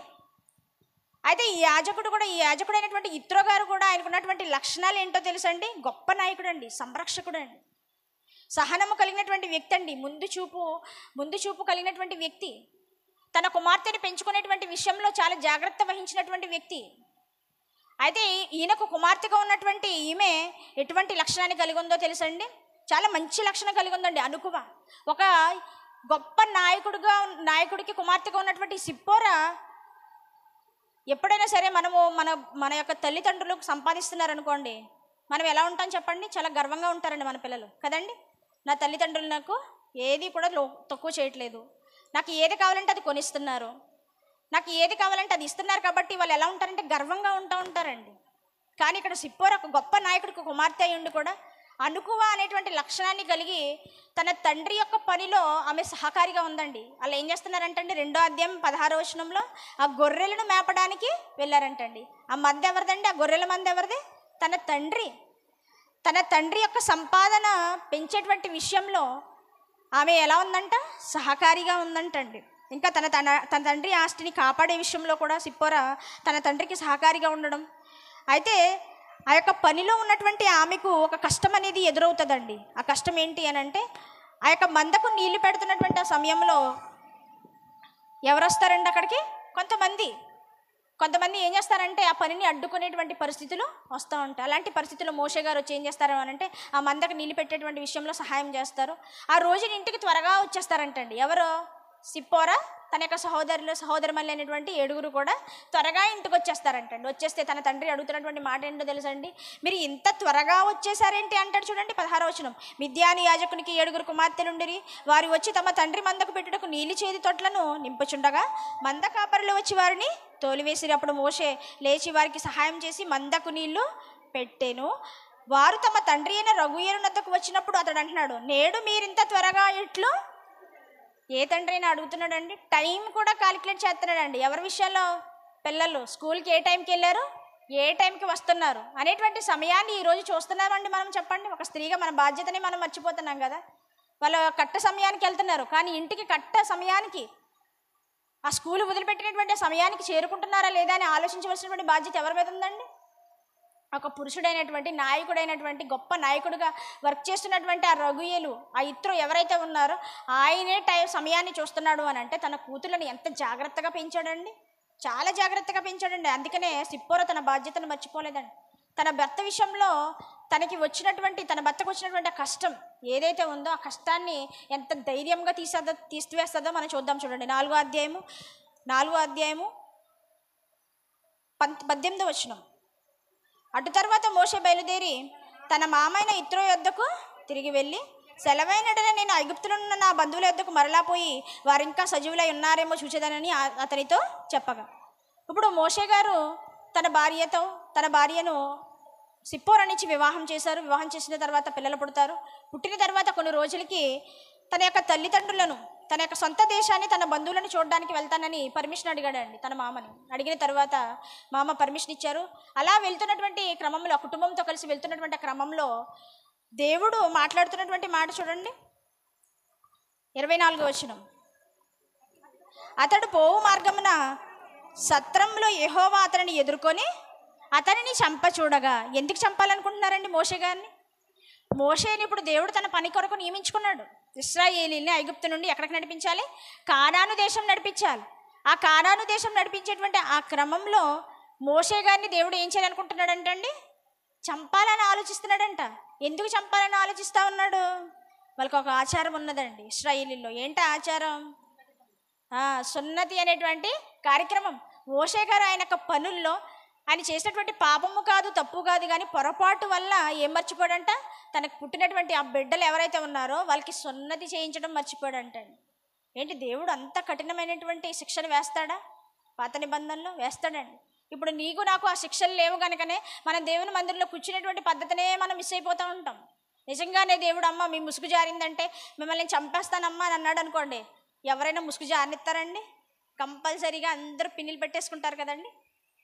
పెట్టేసుకుని అసలు ముసుగు జారనివ్వం మనం. మనకు అలాంటి ఆ యొక్క కట్టడం ఉంటే, అంత కఠినమైనటువంటి ఆ తీర్పు ఉంటే కనుక మనం ఎట్టి పరిస్థితుల్లోనూ కూడా తప్పు చేయడానికి మనకు అవకాశం ఉంది. కానీ దేవుడు మీరు సంతోషంగా ఆనందంగా దేవుని వాక్యాన్ని వినదమ్మ, మీరు ఎటువంటి పరిస్థితుల్లో ఇబ్బందులు పడకూడదు అని దేవుడు ప్రశాంతమైనటువంటి వాతావరణంలో మనల్ని కూర్చోబెట్టి దేవుని వాక్యాన్ని వినిపిస్తూ ఉన్నాడు. అందుకని దేవుని యొక్క వాక్యపు విలువ మనకు అర్థం కావట్లేదు. ఈరోజు అనేక మంది బోధకులు వచ్చారు, అనేక ప్రసంగాలు మనకు వినబడతా ఉన్నాయి. అందుకని దేవుని వాక్యం మనకేమీ కరువు కాదు. అందుకనే దేవుని వాక్యం కూడా మనకి ఏమైపోయిందంటే చాలా చులకనైపోయిందండి ఈరోజు. ఆ మాట అంటానికి చాలా బాధగా ఉంది. దేవుని వాక్యం మనల్ని వెలుగు మార్గంలో నడిపించేది, చక్కటి మార్గాన్ని బోధించేది. కానీ ఈరోజు ఆ వాక్యాన్ని మనం ఆ వాక్యం ముందు కూర్చున్నప్పుడు మనము ఆ యొక్క కట్టడలో ఆజ్ఞలు లేక ఈరోజు మనం అందరము కూడా ఏమైపోతున్నామంటే మన యొక్క విశ్వాస జీవిత అభివృద్ధిలో మనం మిస్ అయిపోతూ ఉన్నామండి. అయితే సిప్పోరా తన యొక్క బాధ్యతను మర్చిపోలేదండి. తన భర్త మర్చిపోయాడు, కానీ తను చేసినటువంటి గొప్ప పని ఏంటో తెలుసండి? చదవండి కిందకి 25వ వచనం. సిప్పోరా వాడిగల రాయి తీసుకొని తన కుమారునికి సున్నతి చేసి అతని పాదముల యొద్ద అతని పడవేసి, నిజముగా నీవు నాకు రక్త సంబంధమైన పెనిమిటివి అయితివ నేను, అంతటా ఆయన అతనిని విడిచెను. సిప్పోరా చేసినటువంటి పని ఏంటండి? ఇక్కడ మనం ఏం చదువుకుంటున్నామంటే వాడిగల రాయి తీసుకుని అని చదివేస్తున్నాం ఈజీగా. వాడిగల రాయి తీసుకుని ఏం చేసిందంటండి? ఏమండి, వాడిగల రాయి తీసుకుని సున్నతి చేస్తూ ఉంటే, ఆ స్కిన్ని కట్ చేస్తూ ఉంటే ఆ పిల్లలు ఊరుకుంటారా చెప్పండి? ఊరుకుంటారండి, ఏడుస్తారండి. ఏడుస్తూ ఉంటే తల్లి మనసు ఎలా ఉంటుంది చెప్పండి? తల్లి మనసు మామూలుగానే ఒక దెబ్బ ఎత్తేనే తట్టుకోలేనటువంటి పరిస్థితులు. ఊరుకుంటారా చెప్పండి? ఒక సండే స్కూల్ టీచర్ ఒక దెబ్బ వేసింది అనుకోండి, మీరు ఊరుకుంటారా? ఇంటికి వెళ్ళిపోతారు. ఎవరిని తీసుకుని? మీ కుటుంబాన్నే తీసుకుని వెళ్ళిపోతారు. మరి స్కూల్లో కొడితే? స్కూల్లో కూడా పరిస్థితులు అలానే ఉన్నాయంటండి. స్కూల్లో పరిస్థితులు ఎలా ఉన్నాయంటే మీరు నన్ను కొట్టారో కేసు పెడతానంటున్నారంటే. అంటే పేరెంట్స్ పెంచినటువంటి పెంపకం ఎలా ఉందో చూడండి. మన చిన్నప్పుడు మనల్ని టీచర్స్ ఎలా కొట్టేవారు చెప్పండి? భయంకరంగా కొట్టేవారు. ఇంటికి వచ్చేటప్పుడు ఇంటికాడ చెప్తే మళ్ళీ ఇంటి దగ్గర కొట్టేస్తారేమో అని ఆ విషయాన్ని ఇంటి దగ్గర కూడా మనం చెప్పేవాళ్ళం కాదు కదండి. కానీ ఈరోజు స్కూల్లో టీచర్ ఒక మాట అంటున్నాడు అని అంటే ఇంటికి వెళ్ళిపోతాం, మనం చెప్పేస్తాం. మనకేంటండి, మనకి దగ్గర ఏముంది? ధనం ఉంది, సంపాదన ఉంది, మనకి ఎటువంటి లోటు లేదు. ఇంకా మన బిడ్డలు చదువుకుంటే ఏంటి, చదువుకోకపోతే ఏంటి, వాడికి క్రమశిక్షణ ఉంటే ఏంటి, లేకపోతే ఏంటి, ఈరోజు మన దగ్గర ధనం ఉంటే సరిపోద్ది అని అనుకుంటా ఉన్నామండి. వాడు భవిష్యత్తులో మంచి స్థితికి వెళ్ళిపోతాడు. ఇంకా ధనం ఉంది కదా అని మనం అనుకుంటున్నాం, కానీ జ్ఞానం లేకపోతే ఆ ధనం కూడా మన దగ్గర నిలబడదండి. దాన్ని ఎలా ఖర్చు పెట్టాలో కూడా అర్థం కాదు. అర్థమవుతుందండి? దాన్ని ఎలా ఉపయోగించాలో కూడా అర్థం కాదు. ఒక వస్తువుని ఆ జ్ఞానం లేకపోతే దాన్ని ఎలా ఉపయోగించాలో కూడా అర్థమవుతుందో చెప్పండి? ఆ జ్ఞానాన్ని నేర్పేది ఎవరు? స్కూల్లో ఉపాధ్యాయులు. ఆ తర్వాత దైవికమైనటువంటి జ్ఞానాన్ని నేర్చుకుంటే వాడు ఇంకా ఉన్నతమైనటువంటి స్థితికి వెళ్తాడు. అటు సమాజంలో నువ్వు నేర్చుకున్నటువంటి జ్ఞానం ద్వారా ఈ సమాజం నిన్ను ఒక మనిషిగా గుర్తించవచ్చు. కానీ దైవికమైన జ్ఞానం మీ పిల్లలకి మీరు నేర్పిస్తే దేవునిలో, అటు ఆధ్యాత్మిక స్థితిలో, సమాజంలో, కుటుంబంలో ఎక్కడికి వెళ్ళినా కూడా నువ్వు ఎలా నడుచుకోగలుగుతావు చెప్పండి? జ్ఞానవంతుడిగా నడుచుకుంటావు. ఈరోజు చదువుకున్న వాళ్ళకి ఏమన్నట్లే చెప్పండి? కామన్ సెన్స్ ఉండట్లేదు. ఎక్కడ ఏది మాట్లాడాలో తెలియట్లేదు. ఇదిగో ఏది మంచో ఏది చెడో ఎక్కడ నేర్పిస్తారు చెప్పండి? దేవుని పాదాల దగ్గరికి నీ బిడ్డల్ని పంపిస్తే దేవుడు బోధింపజేస్తాడు బోధకుల ద్వారా. కానీ ఈరోజు ఆ బోధకుల మాట వినకోకుండానే చేసేస్తున్నాడు ఎవరు? సాతాను. మీరు చెప్తే మేము వినేదేంటి అనేటువంటి పరిస్థితుల్లోకి వెళ్ళిపోయిందండి. ఒక బోధకుడు కానివ్వండి, ఒక సువార్థికురాలు కానివ్వండి బోధిస్తున్నారు అని అంటే వాళ్ళ సొంత మాటలు బోధించరండి, దేవుని యొక్క మాటల్ని బోధిస్తూ ఉంటారు. ఇప్పుడు బోధించమనేటువంటి దేవుడితో వచ్చినటువంటి తంటేంటో తెలుసండి? బోధించకపోతే ఆయనతో బాధ, బోధిస్తే మీతో బాధ. ఏమండి, మీతో బాధ ఉన్నా పర్లేదండి, ఎవరితో బాధ ఉండకూడదు? మాకు దేవునితో ఉండకూడదు. దేవుని మాట శక్తి గలటువంటి మాట. ఆ మాటలను తిమోతి నేర్చుకున్నాడండి. బాల్యం నుండి ఏం చేశాడంట? ఉపదేశించారంటండి తల్లిదండ్రులు. ఎటువంటి కష్టం వచ్చినా, నష్టం వచ్చినా, ఎటువంటి ఉపద్రవాలు ఎదురైనా దేవుని యొక్క మాటలను మాత్రం దూరం చేయలేదంట తిమోతికి. అందుకనే గొప్ప సేవకుడయ్యాడండి తిమోతి. కాబట్టి ఇక్కడ సిప్పోరా చేసినటువంటి పని ఏంటో తెలుసండి. ఆమె చేసినటువంటి గొప్ప పని, ఆ వాడిగల రాయి తీసుకుని ఏం చేసిందంట? సున్నతి చేసిందంటండి. అంటే నీ భర్త యొక్క ప్రాణాలను కాపాడాలంటే ఎంత తెగించాలా తల్లి? తెగించాలి. నీ భర్త యొక్క పొరుగును కాపాడాలని అంటే నీ బిడ్డల్ని దేవునిలో పెంచాలి, లేకపోతే నీ భర్త యొక్క పొరుగు పోతుంది తల్లి. ఇదిగో దేవుని యొక్క మాటల్లో, దైవికమైనటువంటి జ్ఞానంలో కనుక మన బిడ్డల్ని మనం పెంచుకోకపోతే, అదిగో సిప్పోరా తన యొక్క భర్త ప్రాణాలను కాపాడడానికి ఎంతైతే తెగించిందో, ఈ రోజు నువ్వు అంత తెగించిన అవసరం లేదు. మనకు సున్నతి కార్యక్రమాలు ఏమీ లేవు. మనం చేయవలసినటువంటి పని ఏంటి అని అంటే, ఇదిగో అది మంచి ఏదో చెడుదో నేర్పిస్తూ ఉండు, దేవుని యొక్క మాటలు మాట్లాడుతూ ఉండు, కుటుంబ ప్రార్థనలు పెడతా ఉండు, దేవునితో సహవాసాన్ని, దేవుని యొక్క బంధాన్ని ఏర్పాటు చేయి. వాళ్ళు ఎక్కడికి వెళ్ళినా ఏమన్నారో తెలుసండి? కీర్తనల గ్రంథము 119వ అధ్యాయము, నా తల్లి నన్ను దేవునిలో పెంచింది, కానీ పాపానికి నేను అవకాశాన్ని ఇవ్వకూడదు అనేటువంటి ఆలోచన వాళ్ళలో రావాలి. కీర్తనల గ్రంథం 119వ అధ్యాయము 11వ వచనం, నీ ఎదుట నేను పాపం చేయకుండానట్లు నా హృదయంలో నీ వాక్యమును ఉంచుకొని ఉన్నానని భక్తుడు మాట్లాడుతున్నాడు. ఎవరు ఉంచారు వాక్యాన్ని? ఎవరు ఉంచాలి? తల్లిదండ్రులు మాత్రమే ఉంచాలండి. వాళ్ళ మాట మాత్రమే పిల్లలు వింటారు. వారానికి ఒకసారి సండే స్కూల్ టీచర్ చెప్పేటువంటి మాట వాళ్ళ హృదయాన్ని తాకకపోవచ్చు, కానీ ప్రతిరోజు కూడా నువ్వు కుటుంబ ప్రార్థనలో బోధించేటువంటి బోధ ఏదైతే ఉందో ఆ బోధ వాడి యొక్క హృదయాన్ని తాకుతుందండి. అందుకని వాళ్ళు ఎక్కడికి వెళ్ళినా సరే, బైబిల్లో మనకు రేఖాబీలు ఉంటారండి, తెలుసండి? రేఖాబీలు ఆ వంశస్థులు మాట్లాడేటువంటి మాట ఏంటో తెలుసండి? ఇదిగో రాజు ద్రాక్షారసాన్ని తాగమంటాడండి. తాగమంటే వాళ్ళు ఏమంటారో తెలుసండి? మా పితరులు మాకు బోధించినటువంటిది ఏదో తెలుసా? ద్రాక్షారసాన్ని మేము ముట్టకూడదు. ఒక రాజే చెప్తున్నాడు, పరిపాలించేటువంటి రాజు. అండ్ అంత ఎందుకండి, మన ఇంట్లో ఉన్న వాళ్ళు చెప్తే మనం తాగేస్తామండి. తర్వాత చూసుకుందాంలే, దేవుడు ఆజ్ఞ ఏదైతే ఉందో అది తర్వాత చూసుకుందామంటామండి. డాక్టర్ చెప్పింది ఏదైతే ఉన్నదో అవన్నీ తర్వాత మనం పాటిద్దాంలే, ముందు మనం తాగేద్దాం అనుకుంటామండి. కానీ అక్కడ రేఖాబీల వంశస్థులు మనకి ఎలా కనిపిస్తున్నారంటే, వాళ్ళు నీతిగా నిక్కచ్చిగా ఉన్నారండి. వాళ్ళు రాజే వచ్చి చెప్పినా వాళ్ళు ఏం చేయరంటండి? తాగరంట. దేశాన్ని పరిపాలిస్తున్నటువంటి రాజు వచ్చి చెప్పినా కూడా వాళ్ళు ఏం చేయలేదంట? తాగలేదంట. మనకు శద్రకు, మేషకు, అబేద్నెగోలు కనిపిస్తారండి. వాళ్ళు ఎంత ఉన్నతంగా దేవుని కొరకు బ్రతికారండి. వాళ్ళు ఇంకెంత దేవుని కొరకు ఉన్నతమైనటువంటి ఆలోచన కలిగి ఉన్నారు చెప్పండి. మేము దేవుణ్ణి తప్ప ఎవరికి మేము ఏం చేయము, ప్రార్థించము, మొక్కము అని అన్నారండి. ప్రాణాలకే తెగించారండి. ఆ అగ్నిగుండంలో పడవేసినా సరే మేము దేవుని తప్ప ఎవరిని కూడా మేము స్తుతించము, ఆరాధించము అన్నారండి. అంత రీతిగా అంతలా మనం పెంచుతున్నామా? పాపాన్ని అసహించుకునేటువంటి రీతిగా మనం పెంచుతున్నామా మన బిడ్డల్ని? ఈరోజు పెంచలేకపోతున్నామండి. అంత లోతుల్లోకి మనం వెళ్ళలేకపోతా ఉన్నాం ఈరోజు. ఎందుకంటే మనమే పాటించట్లేదు కనుకనే మనం వాళ్ళకి బోధించట్లేదు. మనం పాటిస్తే వారికి బోధించేటువంటి పరిస్థితులు వస్తాయండి. కాబట్టి ఇక్కడ సిప్పోరా చేసినటువంటి గొప్ప ఉన్నతమైనటువంటి పని ఏంటో తెలుసండి? గాయం చేసిందండి. పిల్లడు ఒప్పుకోడు, గాయం చేసింది.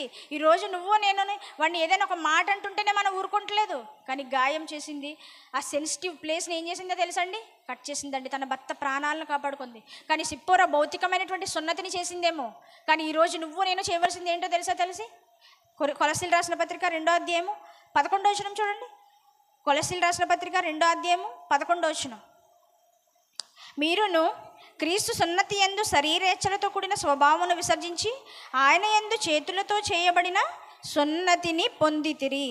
మీరు బాప్తిస్మ మందు ఆయనతో కూడా పాతి పెట్టబడిన వారై ఆయనను మృతులలో నుండి లేపిన దేవుని ప్రభావం మందు విశ్వసించడం ద్వారా ఆయనతో కూడా లేచిరి. ఇదిగో కొన్ని భౌతికమైనటువంటి ఆచారాలు పాత నిబంధనలో ఉన్నాయి.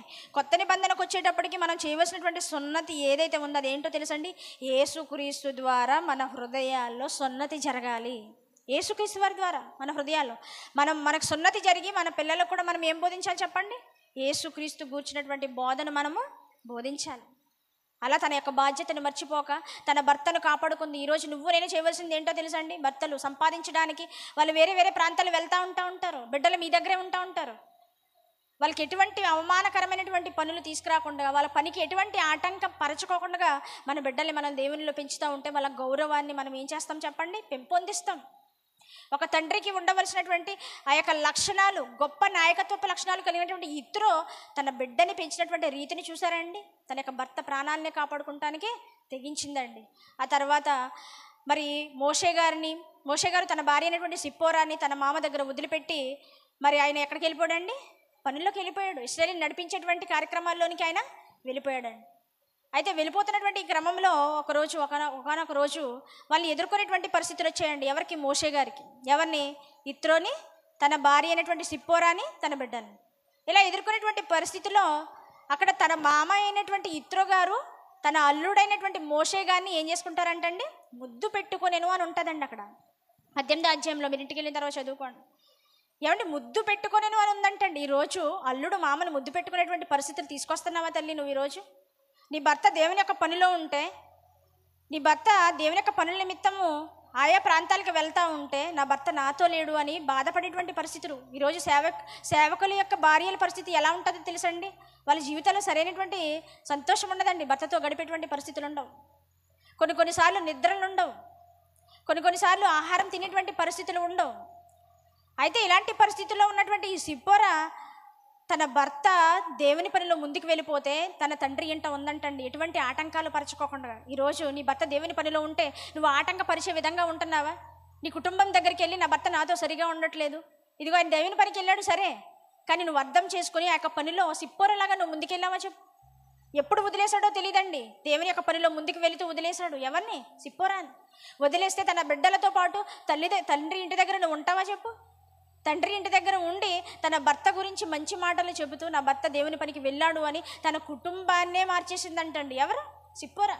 అందుకనే తన అల్లుడు ఎదురవగానే ఏం చేశాడంటండి, మామ అయినటువంటి ఇత్రో కలుసుకుని కౌగులించుకుని ముద్దు పెట్టుకుని ఉంటాడండి. ఈరోజు నువ్వు నేను అలాంటి పరిస్థితులు మనకు రావండి. మనకేంటంటే సంతోషాలు కావాలి, ఆనందాలు కావాలి, తిరగడాలు కావాలి. అమ్మ దేవుని సేవలో ఉంటే ఇవన్నీ ఉండవమ్మా. ఇక్కడ ఎవరైనా సేవకుల యొక్క భార్యలు ఉంటే ఆ బాధ ఏంటో వాళ్ళకి తెలుస్తుంది, వాళ్ళు అనుభవిస్తూ ఉంటారు. వాళ్ళకి సరైనటువంటి ఆ యొక్క సంతోషాలు వాళ్ళ జీవితాల్లో ఉండవు. అలాగే సిప్పోర జీవితంలో కూడా ఎటువంటి సంతోషం లేదండి. తన భర్తని దేవుని పనిలో వదిలేసింది, తన బిడ్డల్ని పెంచుకునేటువంటి విషయంలో తన శ్రద్ధ పెట్టింది. అలా ఈరోజు నువ్వు నేను ఉంటున్నామా చెప్పండి? ఒక కుటుంబం దగ్గర తన భర్తకు గౌరవాన్ని తీసుకొచ్చే విధంగా నీ యొక్క ప్రవర్తన ఉంటుందా? నీ మాటలు ఉంటున్నాయా? ఆలోచించాలి ప్రియులారా.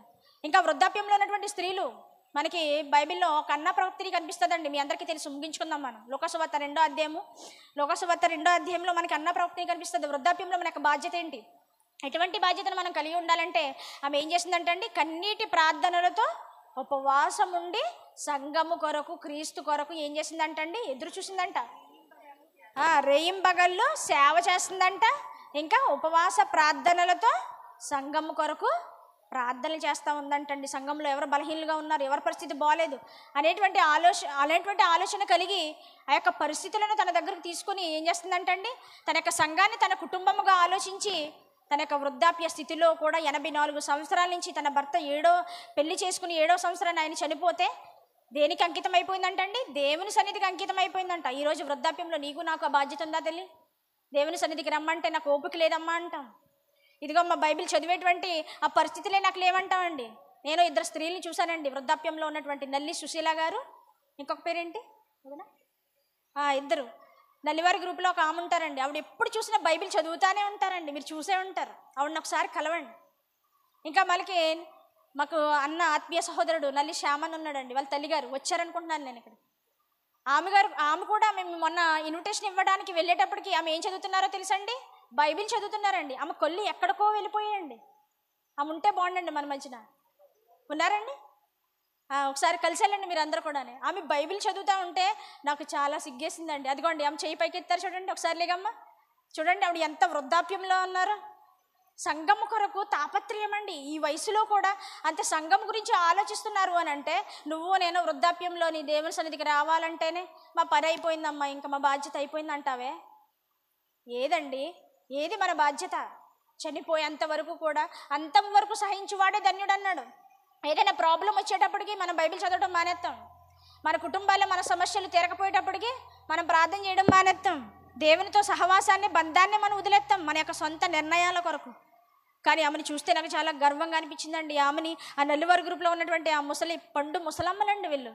నువ్వు నేను చదువుతున్నామండి బైబిల్. మనకేంటి ఇంకా 40 రాకుండానే కలజోడు పెట్టేశాం.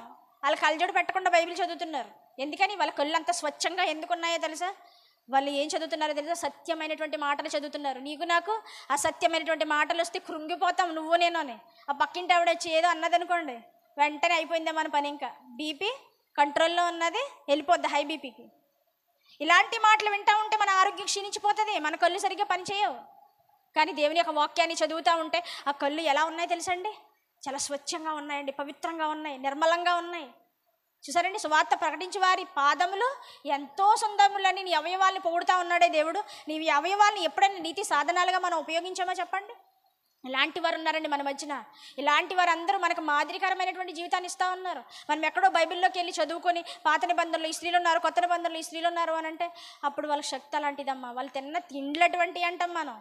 మరి నువ్వు నిన్ను తింటున్నాయి మానే నీకు అనారోగ్యాన్ని తీసుకొచ్చేటువంటి పరిస్థితులు ఏవైనా ఉన్నాయనంటే, ఆహార పదార్థాలు ఏవైనా ఉన్నాయంటే అవి మానేసి దేవుని పని కొరకు నీ అవయవాలను ఎలా ఉంచుకోవాలి?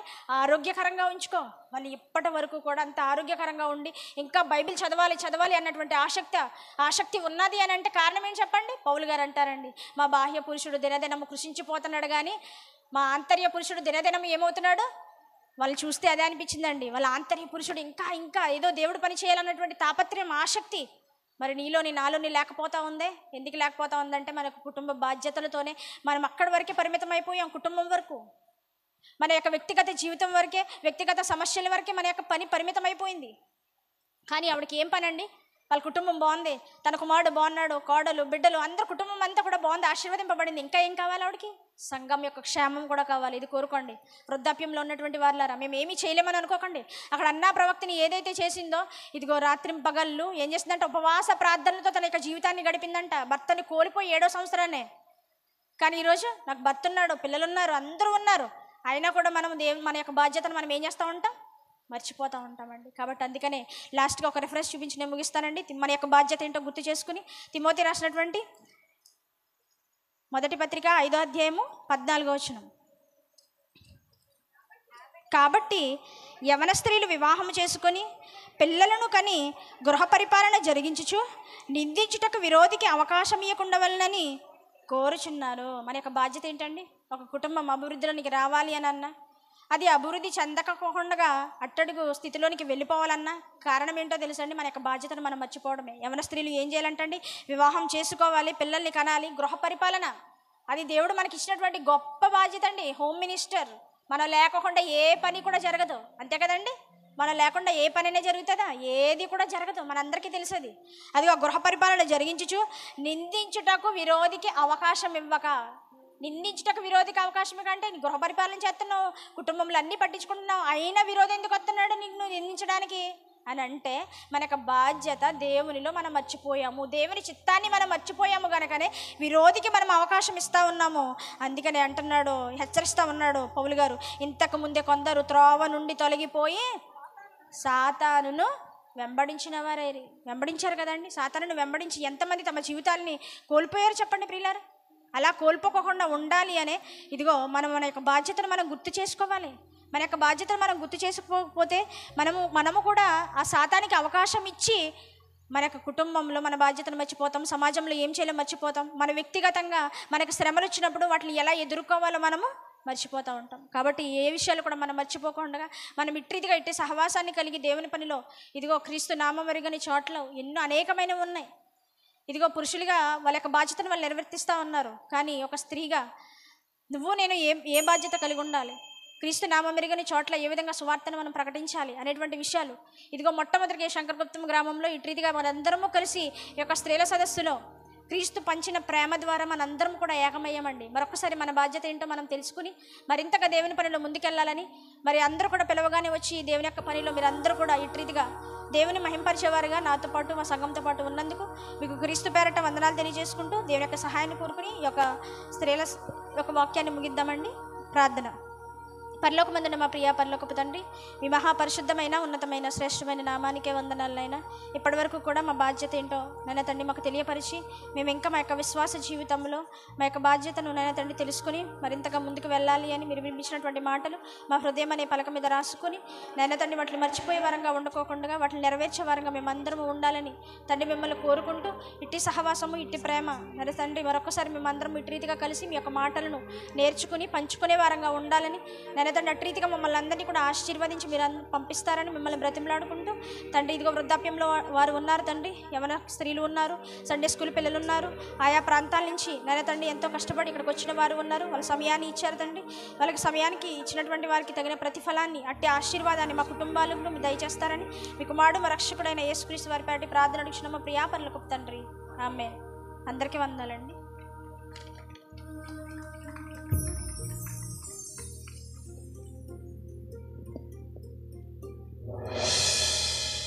ఇంతవరకు కూడా దేవుని వాక్యాన్ని చెప్పినటువంటి సహోదరి విషయంలో మరి చక్కటి రీతిలో దేవుని వాక్యాన్ని బోధించిందండి. మరి మనమందరము కూడా దేవుని సహాయాన్ని పొందుకుని అటు కుటుంబంలోనూ సమాజంలోనూ మనం ఎటువంటి బాధ్యతలు నెరవేర్తించాలని, మరి పిల్లల్ని పెంచే విషయంలో ఎటువంటి జాగ్రత్తలు తీసుకోవాలని సహోదరి ద్వారా చక్కటి మాటలు మనం అందరం కూడా విని ఉన్నాము. కాబట్టి తనకు ప్రత్యేకమైన వందనాలు. స్త్రీల సదస్సు తరపున కుమార్తె సహోదరి సారిక గారికి స్త్రీల సదస్సు తరపున ప్రత్యేకమైన వందనాలు తెలియజేసుకుంటూ ఉన్నానండి. చాలా సమయమైనది కాబట్టి దయచేసి మమ్మల్ని మీరు క్షమించాలని ప్రేమపూర్వకంగా మీకు తెలియజేస్తూ ఉన్నాము. ఎందుకంటే మొదటిసారి ఈ కార్యక్రమాన్ని మేము ఇటు రీతిగా చేయాలని ఆలోచన మేము కలిగి ఉన్నాము. కాబట్టి కొంచెం సమయం అనేది ఎక్కువైంది. ఒక చిన్న కార్యక్రమం కూడా మా మధ్యన ఉన్నదండి. ఏంటంటే మరి గడిచిన సంవత్సరం డిసెంబర్ నెలలో బైబిల్ మెసేజ్ గ్రూప్ ద్వారా చిన్న ఎగ్జామ్ అనేది కండక్ట్ చేయడం జరిగింది. కాబట్టి దానిలో ఫలితాలు సాధించిన వారికి బహుమతులు అనేవి ఈరోజు ప్రదర్శింపబడతాయి. కాబట్టి మీరందరూ కూడా మరి ఓపికతో ఇంకా కొద్ది నిమిషాలు కనుక ఓపికతో మీరందరూ కూడా కూర్చుని ఉన్నట్లయితే కనుక ఈ కార్యక్రమాన్ని నడిపించవలసిందిగా మరి సహోదరి సారికాకి సమయాన్ని అప్పగిస్తూ ఉన్నానండి.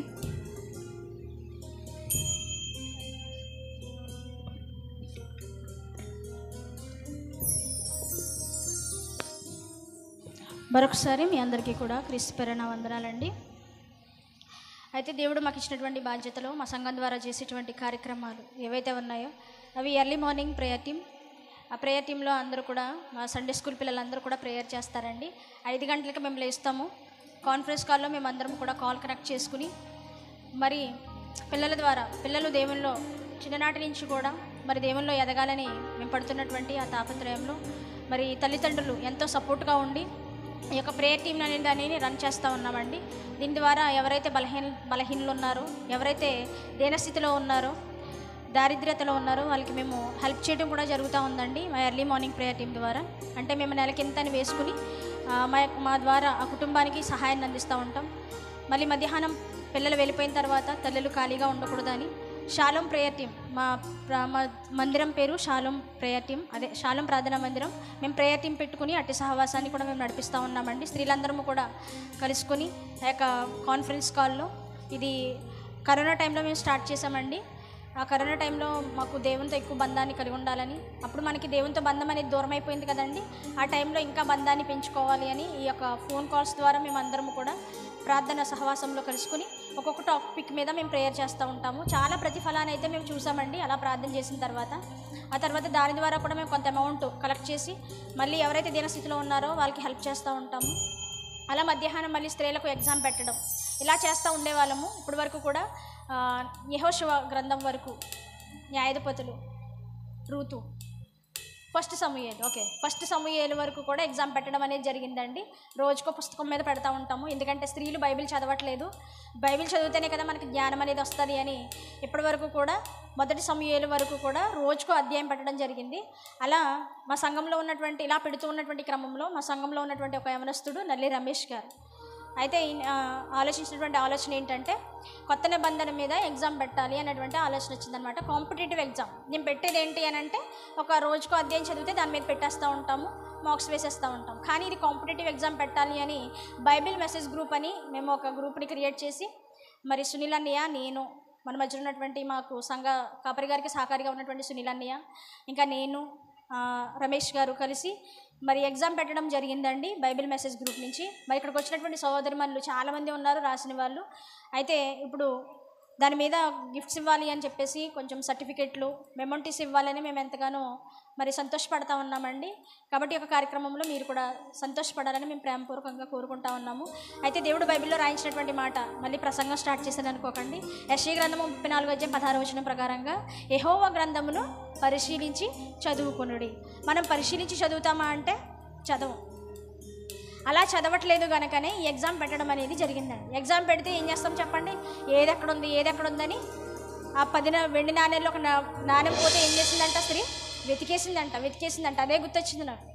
ఆ ఒక్క వెండి నాణ్యం కోసం ఎలా అయితే వెతికిందో ఇక్కడ కూడా ఆ ఒక్క ఆన్సర్ కోసం ఇక్కడ చాలామంది కూడా తలలూపుతున్నారు రాసిన వారు.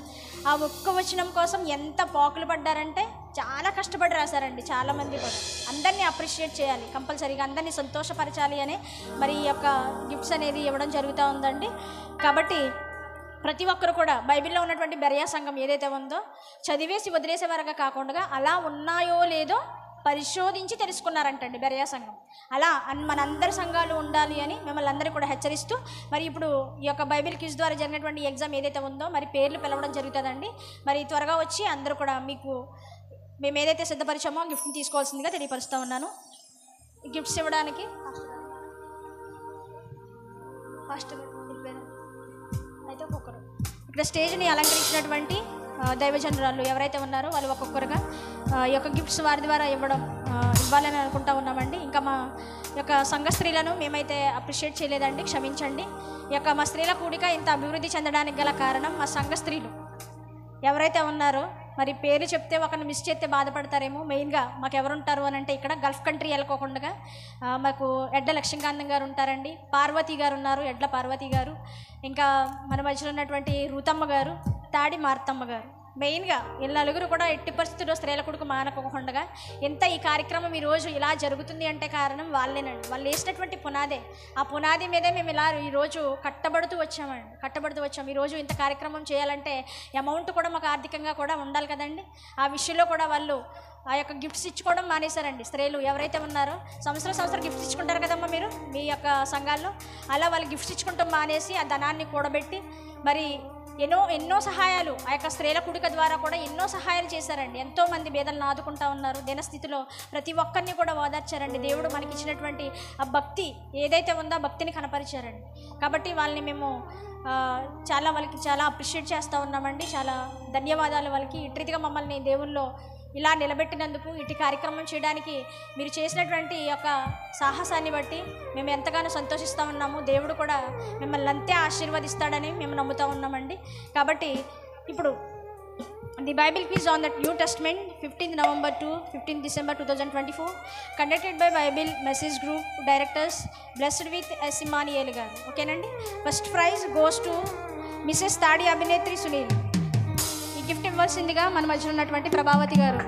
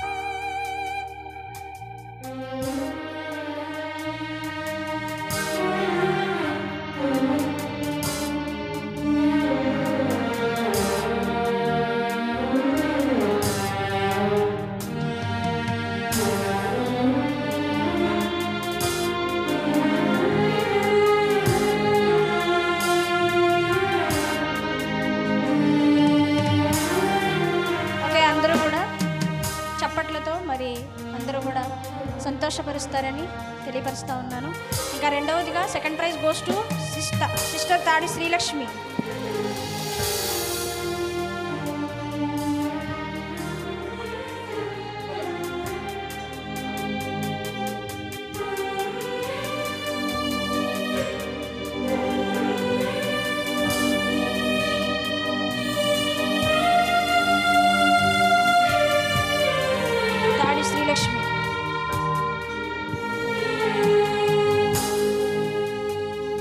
Third prize goes to Miss Rapaka Vineetha Suresh.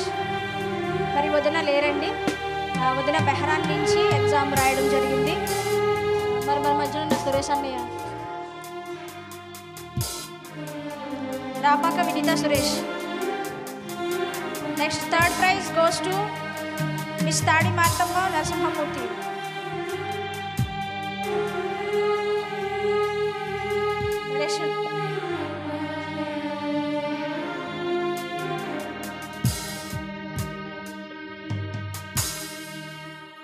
Next again third prize goes to Miss Tadi Marthamma Narasimhamurthy.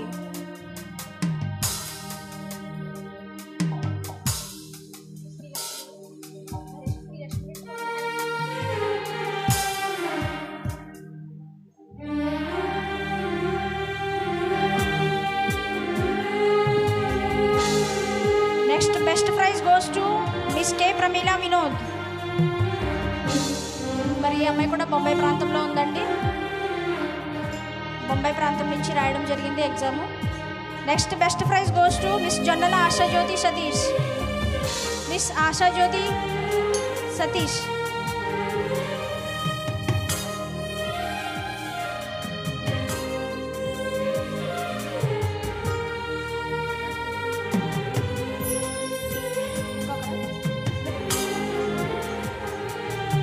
Next ప్రైజ్లు ఇవ్వాల్సిందిగా విజయలక్ష్మి ఆంటీ. మీరు వెళ్ళి కూర్చోండి.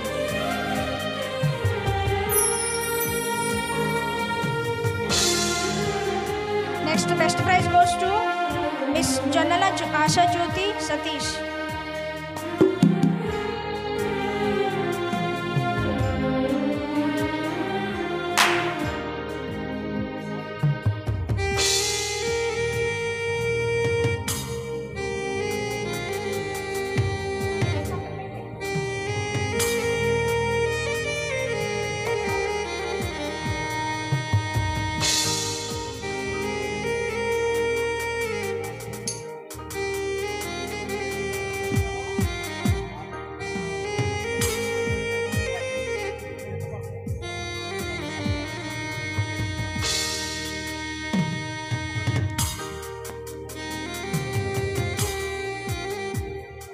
Next participant in the Bible quiz goes to Miss Edla Teresa Ashok Raj.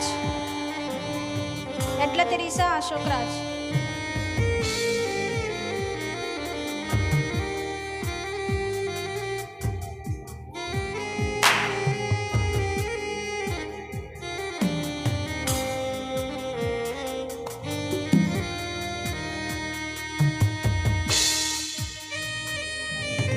Next participant in the Bible quiz goes to Miss Rapaka Sanjarani Vijay Kumar.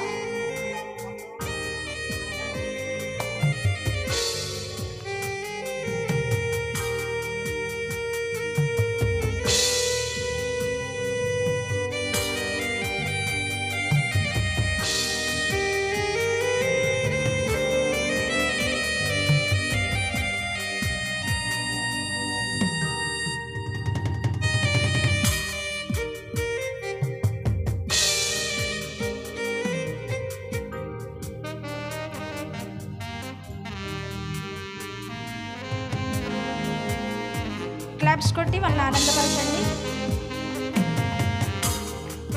Next participate in this Bible exam goes to Golla Aishwarya Anvesh from సగ్రేటిపల్లి.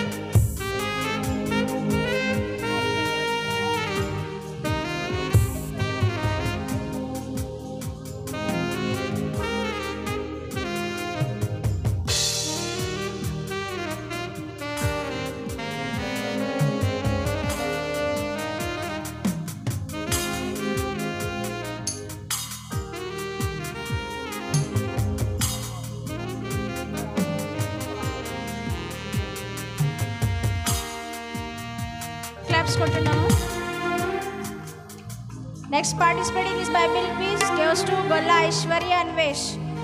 రాలేదండి. Next Pammi Lalitha గారు, Pammi Lalitha Rajeev from Lakvaram. Next participate in this Bible quiz goes to Pammi Lalitha Rajeev from Lakkavaram.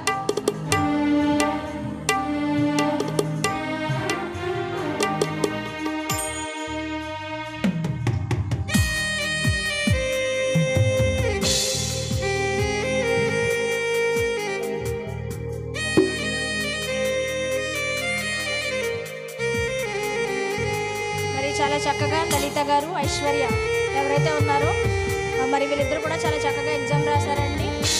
మరి వీళ్ళని ఇంకా ఉన్నతంగా appreciate చేయాలని స్పెషల్గా dairy అనేది కూడా ఇవ్వడం జరుగుతూ ఉంది.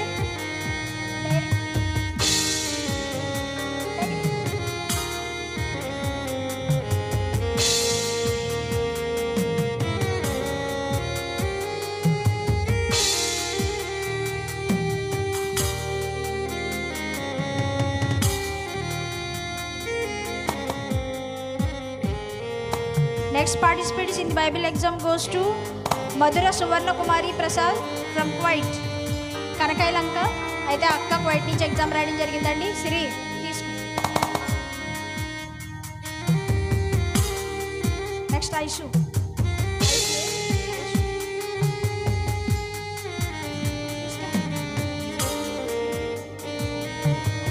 Next participant in this Bible quiz goes to Miss Tadi Bhavani Jairaj from Shankar Guptam Shalom Pradhana Mandiram. Aishu, come to the dais.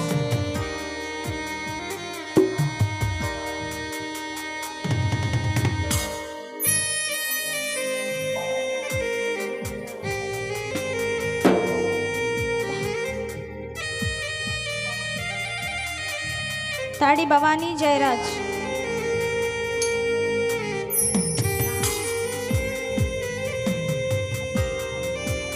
Next participant in this Bible quiz goes to Rapaka Shanti Praveen Garu, Shankar Guptam Shalom Pradhana Mandiram.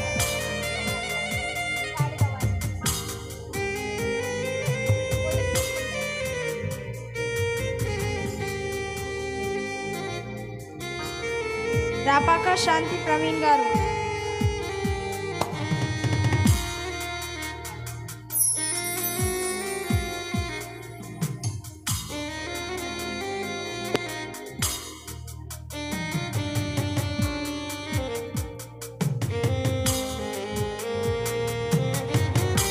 Next participant in the Bible quiz goes to Rapaka Sunita Ramesh Garu, Shankar Guptam Shalom Pradhana Mandiram.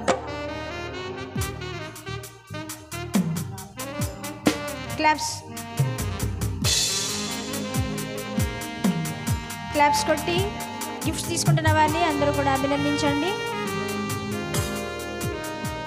Next participant in the Bible quiz goes to Rapaka Sri Sudha Lakshmi Rajshekar, Shankar Guptam Shalom Pradhana Mandiram.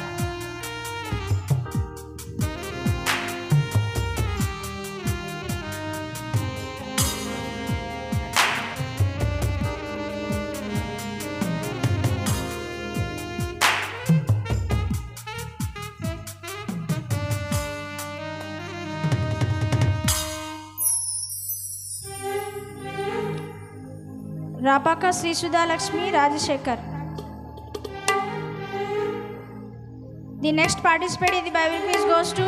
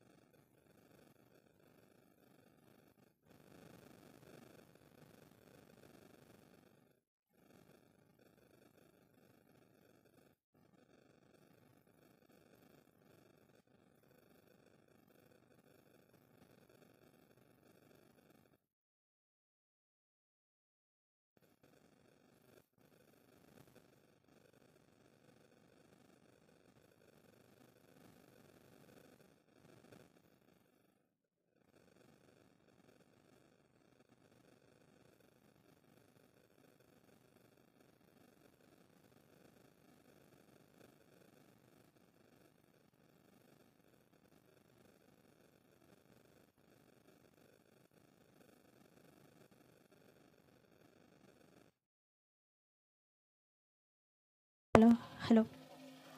The next participant in the Bible quiz goes to Miss Ida Krishna Veni Anand, West Godavari, Navarasapuram.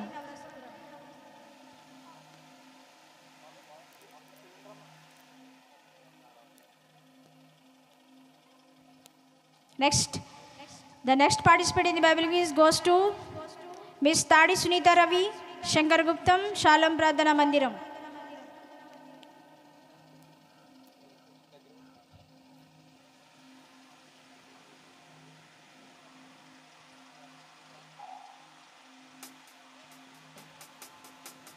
Tadi Sunita Ravi.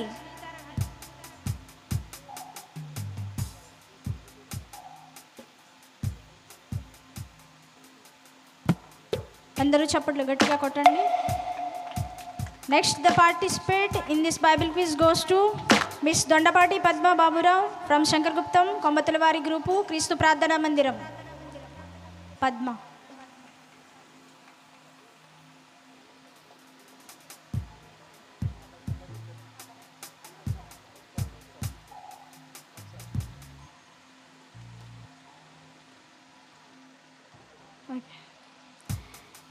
Next నల్లి సుశీల గారు, ఎవరైతే నేను చెప్పానో Bible చదువుతూ మరి తన వృద్ధాప్యంలో కూడా ఇంకా బైబిల్ చదువుతూ, ఇవి దగ్గర పెద్ద బైబిల్ ఉందండి, ఆ బైబిల్ చదువుతూ మాకు కనిపించారు.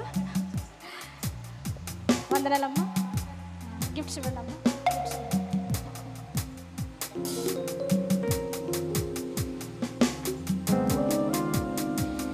Next participate in this Bible quiz goes to sister CH Meera. CH Meera గారు from Badava, west Godavari. CH Meera గారు from Badava.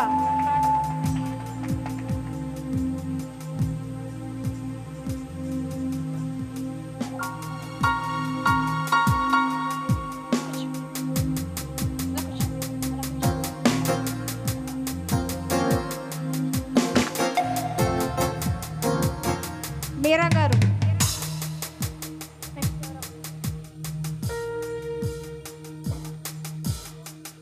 The next participate in this Bible quiz goes to Kombathula Sirisha గారు, శంకర్ గుప్తం, కేవి గ్రూప్, క్రీస్తు ప్రార్థనా మందిరం.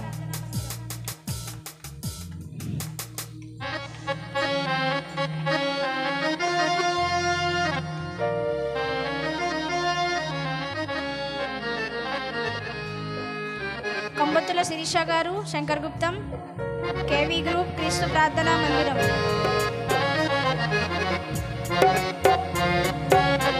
The next participant in the Bible quiz goes to Sister CHRR Pushpa from Antravedi.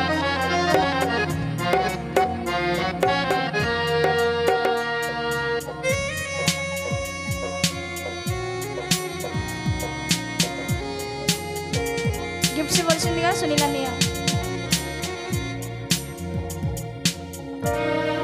Next Sister CHRR Pushpa from Antravedi. Next sister CH Hephzibah from Antravedi. Next ఈ Bible message గ్రూప్లో Bible క్విజ్లో participate చేసింది ఒకే ఒక్క boy అండి, నీతిపూడి రాజేష్ గారు. Nithipudi Rajesh Viju from Podalada. Viju వచ్చి తీసుకోవాల్సిందిగా తెలియజేస్తా ఉన్నాను. Nithipudi Rajesh Viju from Podalada, west Godavari.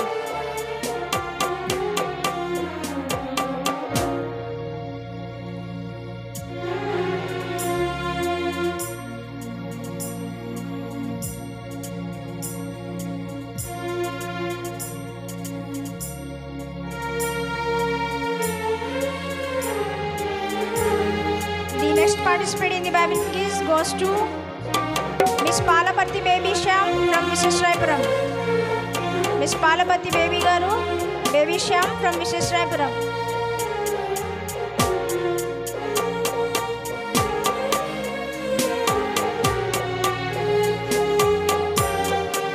The next participant in the Bible quiz goes to Miss Tadi Divya Garu, Life Focus Church. తాడి దివ్య గారు.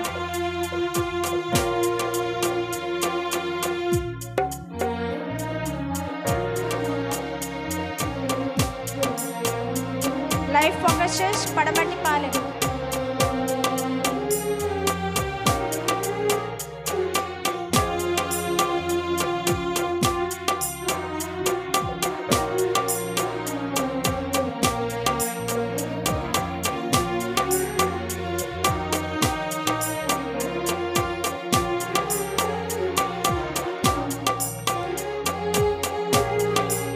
Next participant in this Bible quiz goes to Miss Bandela Lalita. Bandela Lalita garu. Next Miss Rabaka Sion Mahesh from IPC Church, Medichallapalem. Miss Rabaka Sion Mahesh from IPC Church, Medichallapalem.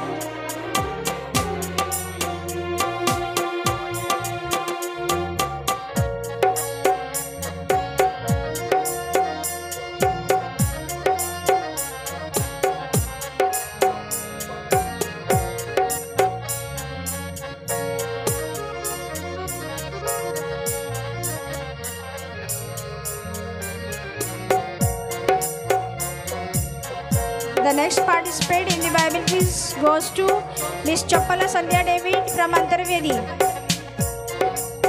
Miss Chappala Sandhya David from Antarvedi.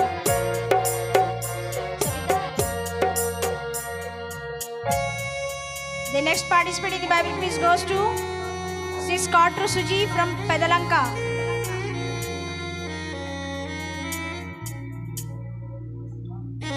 The next participant in the Bible quiz goes to Miss Tadi Anita Vinod from Padamatipalem, 7th Day Church.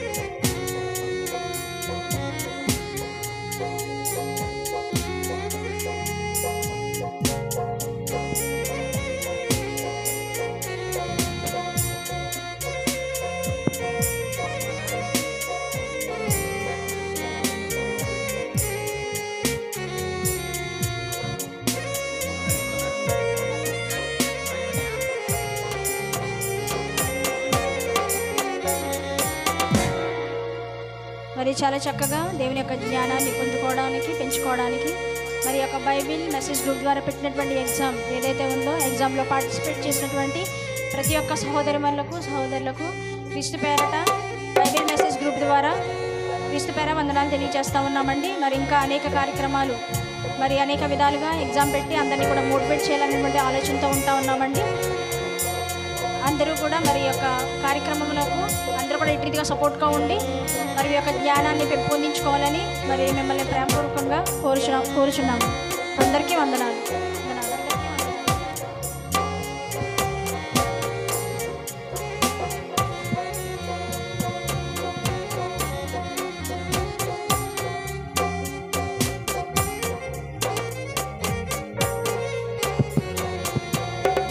ఇంతవరకు కూడా కార్యక్రమంలో వచ్చినటువంటి సహోదరి సారిక గారికి ప్రత్యేకమైన వందనాలు తెలియజేసుకుంటూ ఉన్నానండి. మరి మా స్త్రీల సమాజం తరపున ఇంతవరకు కూడా వాక్యాన్ని వివరించినటువంటి సహోదరి సారికకు మరి ఒక చిన్న సన్మానం చేయాలని మేమందరం కూడా ఆశపడుతూ ఉన్నాము. ఎందుకంటే మమ్మల్ని అందరినీ కూడా చాలా ఆత్మీయంగా తన వాక్యంలో ఎంతగానో బలపరిచింది.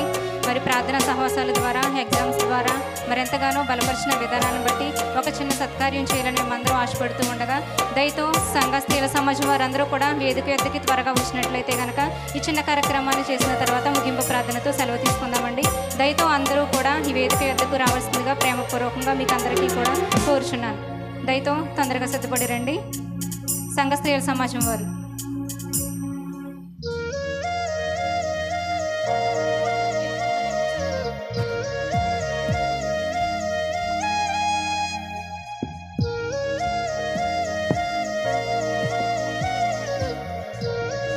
చాలా సమయం కావస్తుంది కాబట్టి మరి పెద్దవారు అనారోగ్య సమస్యలతో ఉంటారు కాబట్టి మరి భోజనాలు ఏర్పాటు చేయడం జరిగిందండి. సంఘం తరపున ప్రేమ విందు ఏర్పాటు చేశారు కాబట్టి దయతో మీరు అందరూ కూడా గమనించి మరి భోజనాలకు వెళ్ళవలసిన వారు ఉంటే దయతో భోజనం చేయవలసిందిగా మిమ్మల్ని అందరినీ కూడా ప్రేమపూర్వకంగా కోరుచున్నానండి. పెద్దవారందరూ కూడా వెళ్ళి భోజనాలు చేయవలసిందిగా కోరుచున్నాను. ఈ సమయంలో సంఘ స్త్రీల సమాజం వారందరూ కూడా వచ్చినట్లయితే కనుక చిన్న సన్మాన కార్యక్రమం ఉన్నదండి.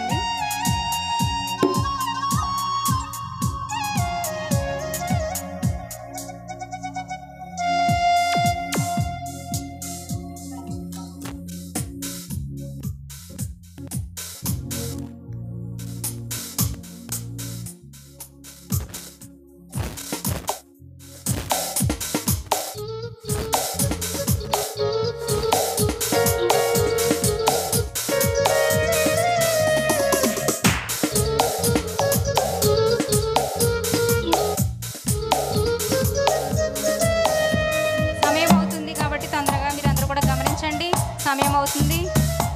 స్త్రీల సమాజం వారందరూ కూడా వేదిక ఎద్దకు రండి. చాలా సమయం కావస్తుంది.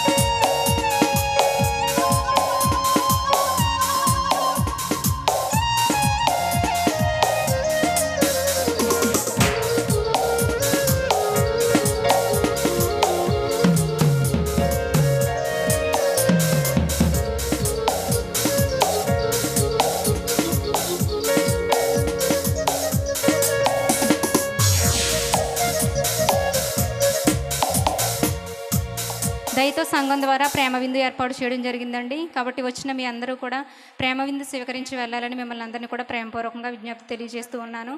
సమయం అవుతుంది. సంఘ స్త్రీలు ఒకసారి దయతో రండి. మొదటి తిమోతి రాసిన పత్రిక 5వ అధ్యాయం 17వ వచనం కనుక ఒకసారి ఆలోచించినట్లయితే కనుక, బాగుగా పాలన చేయ పెద్దలను విశేషముగా వాక్యమందును ఉపదేశమందును ప్రయాసపడు వారిని రెట్టింపు సన్మానానికి పాత్రులుగా ఎంచవాలని దైవ గ్రంథంలో సెలవిచ్చిన రీతిగా సహోదరి మరి మా చిన్న వయసులో చిన్నదైనప్పటికీ కూడా మరి ఆత్మీయంగా మమ్మల్ని అందరినీ కూడా ఎంతగానో నడిపిస్తూ బలపరుస్తున్నటువంటి సహోదరిని మరి సన్మానించాలనే ఒక ఉద్దేశం కలిగి మేమందరం కూడా ఒక చిన్న సత్కార్యాన్ని చేస్తూ ఉండగా దయతో తన మమ్మల్ని మా ప్రేమను అర్థం చేసుకుని మరి మేము ఇచ్చినటువంటి చిన్న సత్కార్యాన్ని స్వీకరించవలసిందిగా మనస్ఫూర్తిగా తనని నేను ఆహ్వానిస్తూ ఉన్నాను.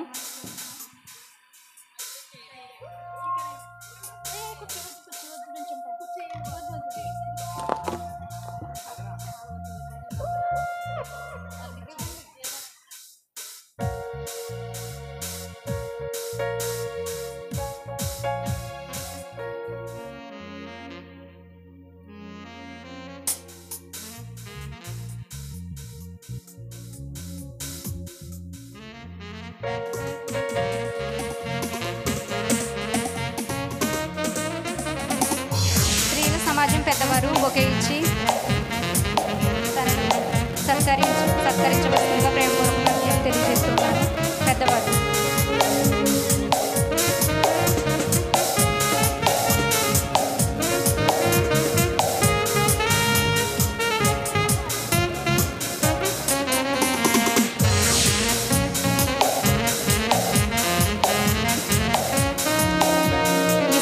యవన స్త్రీలు సాలువాతో సత్కరించవలసిందిగా ప్రేమపూర్వకంగా కోరుచున్నారండి.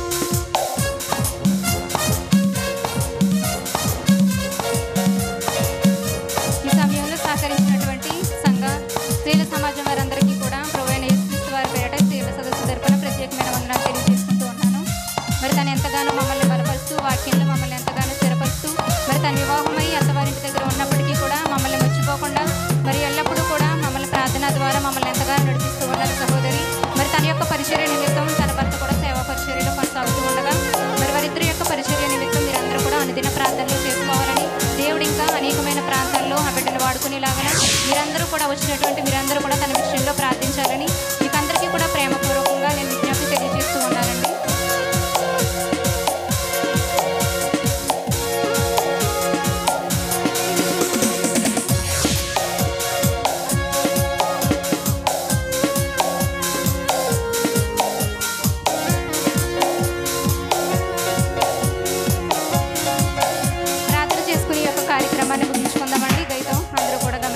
ప్రార్థనతో ఈ యొక్క కార్యక్రమం ముగించబడుతుంది. ఇంతవరకు కూడా మరి మేము పిలిచిన వెంటనే ప్రతి ఒక్క సంఘానికి వెళ్ళి మేము ఆహ్వాన పత్రిక ఇచ్చిన వెంటనే మీరందరూ కూడా ప్రేమతో స్వీకరించి మా ఆహ్వానాన్ని మన్నించి మీరందరూ కూడా వచ్చి ఉన్నారండి. మరి ఆలస్యం అయినప్పటికీ కూడా చాలామంది ఓపికగా కూర్చుని ఉన్నారు. అందుని బట్టి మీ అందరికీ కూడా ఈ సభ తరపున ప్రత్యేకమైన వందనాలు. ప్రతి ఒక్కరికి కూడా పేరు పేరు చెప్పని తెలియజేసుకుంటూ ఉన్నాను. వేదికను అలంకరించినటువంటి ఆయా సంఘాల నుంచి వచ్చినటువంటి స్త్రీల సమాజాన్ని నడిపించే వారందరికీ కూడా సహోదరి మనందరికీ కూడా ప్రభువైన యేసుక్రీస్తు నామంలో స్త్రీల సదస్సు తరపున ప్రత్యేకమైన వందనాలు తెలియజేసుకుంటూ చిన్న ప్రార్థనతో ఈ యొక్క కార్యక్రమాన్ని ముగించుకుందామండి. ప్రార్థన చేసుకుందాం. ప్రార్థన. పరిశుద్ధుడైన మా కన్న తండ్రి, మీ పవిత్రమైన ఉన్నతమైన ఘనమైన నామానికి వేలాది వందనములు, స్తుతులు, స్తోత్రములు చెల్లించుకుంటున్నాము దేవా. ఇదిగో నాయన తండ్రి, గడిచిన సంవత్సరం నుంచి నాయన తండ్రి స్త్రీల సదస్సు పెట్టాలనే ఆలోచన తండ్రి మా సంఘం తండ్రి స్త్రీల సమాజం ద్వారా కలిగి ఉండగా నాయన తండ్రి ప్రార్థనా పూర్వకంగా మీ వద్ద తండ్రి మేమందరము కూడా మొరపెట్టుకుని ఉన్నాము దేవా.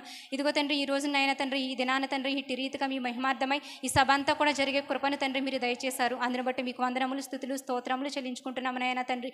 ఈ రోజును చూసే గొప్ప భాగ్యాన్ని మా జీవితంలో మీరు దయచేశారు నాయన తండ్రి. మేము ఆలోచిస్తూ ఇదిగో తండ్రి మేము తండ్రి ఆలోచన చేస్తూ ఉండగా తండ్రి మీ యొక్క ఆలోచనలే స్థిరమనైనా తండ్రి.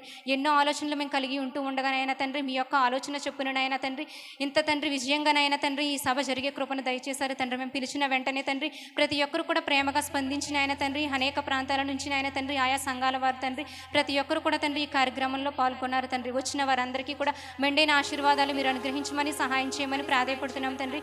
మొదటి నుండి చివరి వరకు మీరు అధ్యక్షత వహించారు. క్రమంగాను మర్యాదగాను జరిగేటట్లుగా సహాయం చేసి కాపాడారు. అందును బట్టి మీకు వందనములు, స్తుతులు, స్తోత్రములు చెల్లించుకుంటున్నాం తండ్రి. ముఖ్య వాక్యోపదేశకురాలుగా తండ్రి ఇదిగో తండ్రి మా మధ్యన ఉన్నటువంటి సహోదరి సారిక విషయంలో ప్రార్థన చేస్తున్నాం తండ్రి. మీ కుమార్తె ఎంతగానో తండ్రి మీ పరిచర్యలు తండ్రి కొనసాగుతూ ఉండగా తండ్రి ఇదిగో తండ్రి ఆ కుమార్తె చేస్తున్న పరిచర్యలు తండ్రి దినదినము అభివృద్ధి పరచండి. అటు ప్రార్థనలోను ఎగ్జామ్ పెట్టడంలో తండ్రి ఎంతగానోనైనా తండ్రి కష్టపడి పనిచేస్తూ ఉండగా అనేక మంది పేదవారికి కూడా నైనా తండ్రి తన సహాయం చేస్తూ ఉండగానైనా తండ్రి మీ కుమార్తె చేస్తే ప్రతి ఒక్క పరిచర్యను కూడా పరలోకం నుండి మీరు చూస్తున్నారు తండ్రి. చక్కటి ఆశీర్వాదాలు మీ కుమార్తె జీవితంలో మీరు అనుగ్రహించి తన భర్తని ఇద్దరిని కూడా సేవా పరిచర్యలో దినదినము తండ్రి మీరు అభివృద్ధి పరచమని సహాయం చేయమని ప్రాధాయపడుతున్నాం తండ్రి. సంఘ సేవకులు పాస్టర్ గారు ఇమ్మానుయేల్ గారు తండ్రి చాలా బలహీనంగా ఉన్నారు. ఆయనకు కూడా మంచి ఆరోగ్యాన్ని మీరు అనుగ్రహించారు. ఎంతగానో మీరు లేవనెత్తారు, సజీవంగా నిలవబెట్టారు. అందుని బట్టి మీకు వందనములు చెల్లించుకుంటూ ఇంకా పరిపూర్ణమైన ఆరోగ్యాన్ని, శక్తిని, బలాన్ని మీ కుమారుని కూడా దయచేస్తారని తండ్రి. ఇక్కడ కూడి వచ్చిన ప్రతి ఒక్క బిడ్డని కూడా మీరు జ్ఞాపకం చేసుకుని వారి గృహాలకు వారందరూ కూడా వెళ్తూ ఉండగా ప్రయాణంలో కూడా తోడై ఉండమని మేము ఇచ్చినటువంటి ఆతిథ్యాన్ని కూడా స్వీకరించి తండ్రి వారందరూ కూడా వెళ్ళగలిగే భాగ్యాన్ని దయచేసి ఇటువంటి అనేకమైన సభలు తండ్రి వాక్యం ఎరగని మధ్య పెట్టాలని ఆలోచన కలిగి ఉంటూ ఉండగా మీరే తండ్రి ప్రతి ఒక్క విషయంలో కూడా తోడుగా నీడగా ఉండి నడిపిస్తారని కోరుకుంటూ ఈ చిన్న ప్రార్థన ఆలకించమని మా ప్రభును రక్షకుడైన యేసుక్రీస్తు నామంలో బ్రతిమాలి వేడుకుంటున్నాను మా ప్రియ పరలోకపు తండ్రి, ఆమేన్. కూడి వచ్చిన మీకు అందరికీ కూడా ప్రభువైన యేసుక్రీస్తు వారి పేరట ఈ స్త్రీల సదస్సు తరపున ప్రత్యేకమైన వందనాలు తెలియజేసుకుంటూ ఉన్నానండి. సంఘం ద్వారా ఏర్పాటు చేసిన ప్రేమ విందును మీరు అందరూ కూడా స్వీకరించి వెళ్ళాలని మీకు అందరికీ కూడా ప్రేమపూర్వకంగా విజ్ఞప్తి తెలియజేస్తూ ఉన్నాను. అందరికీ వందనాలండి.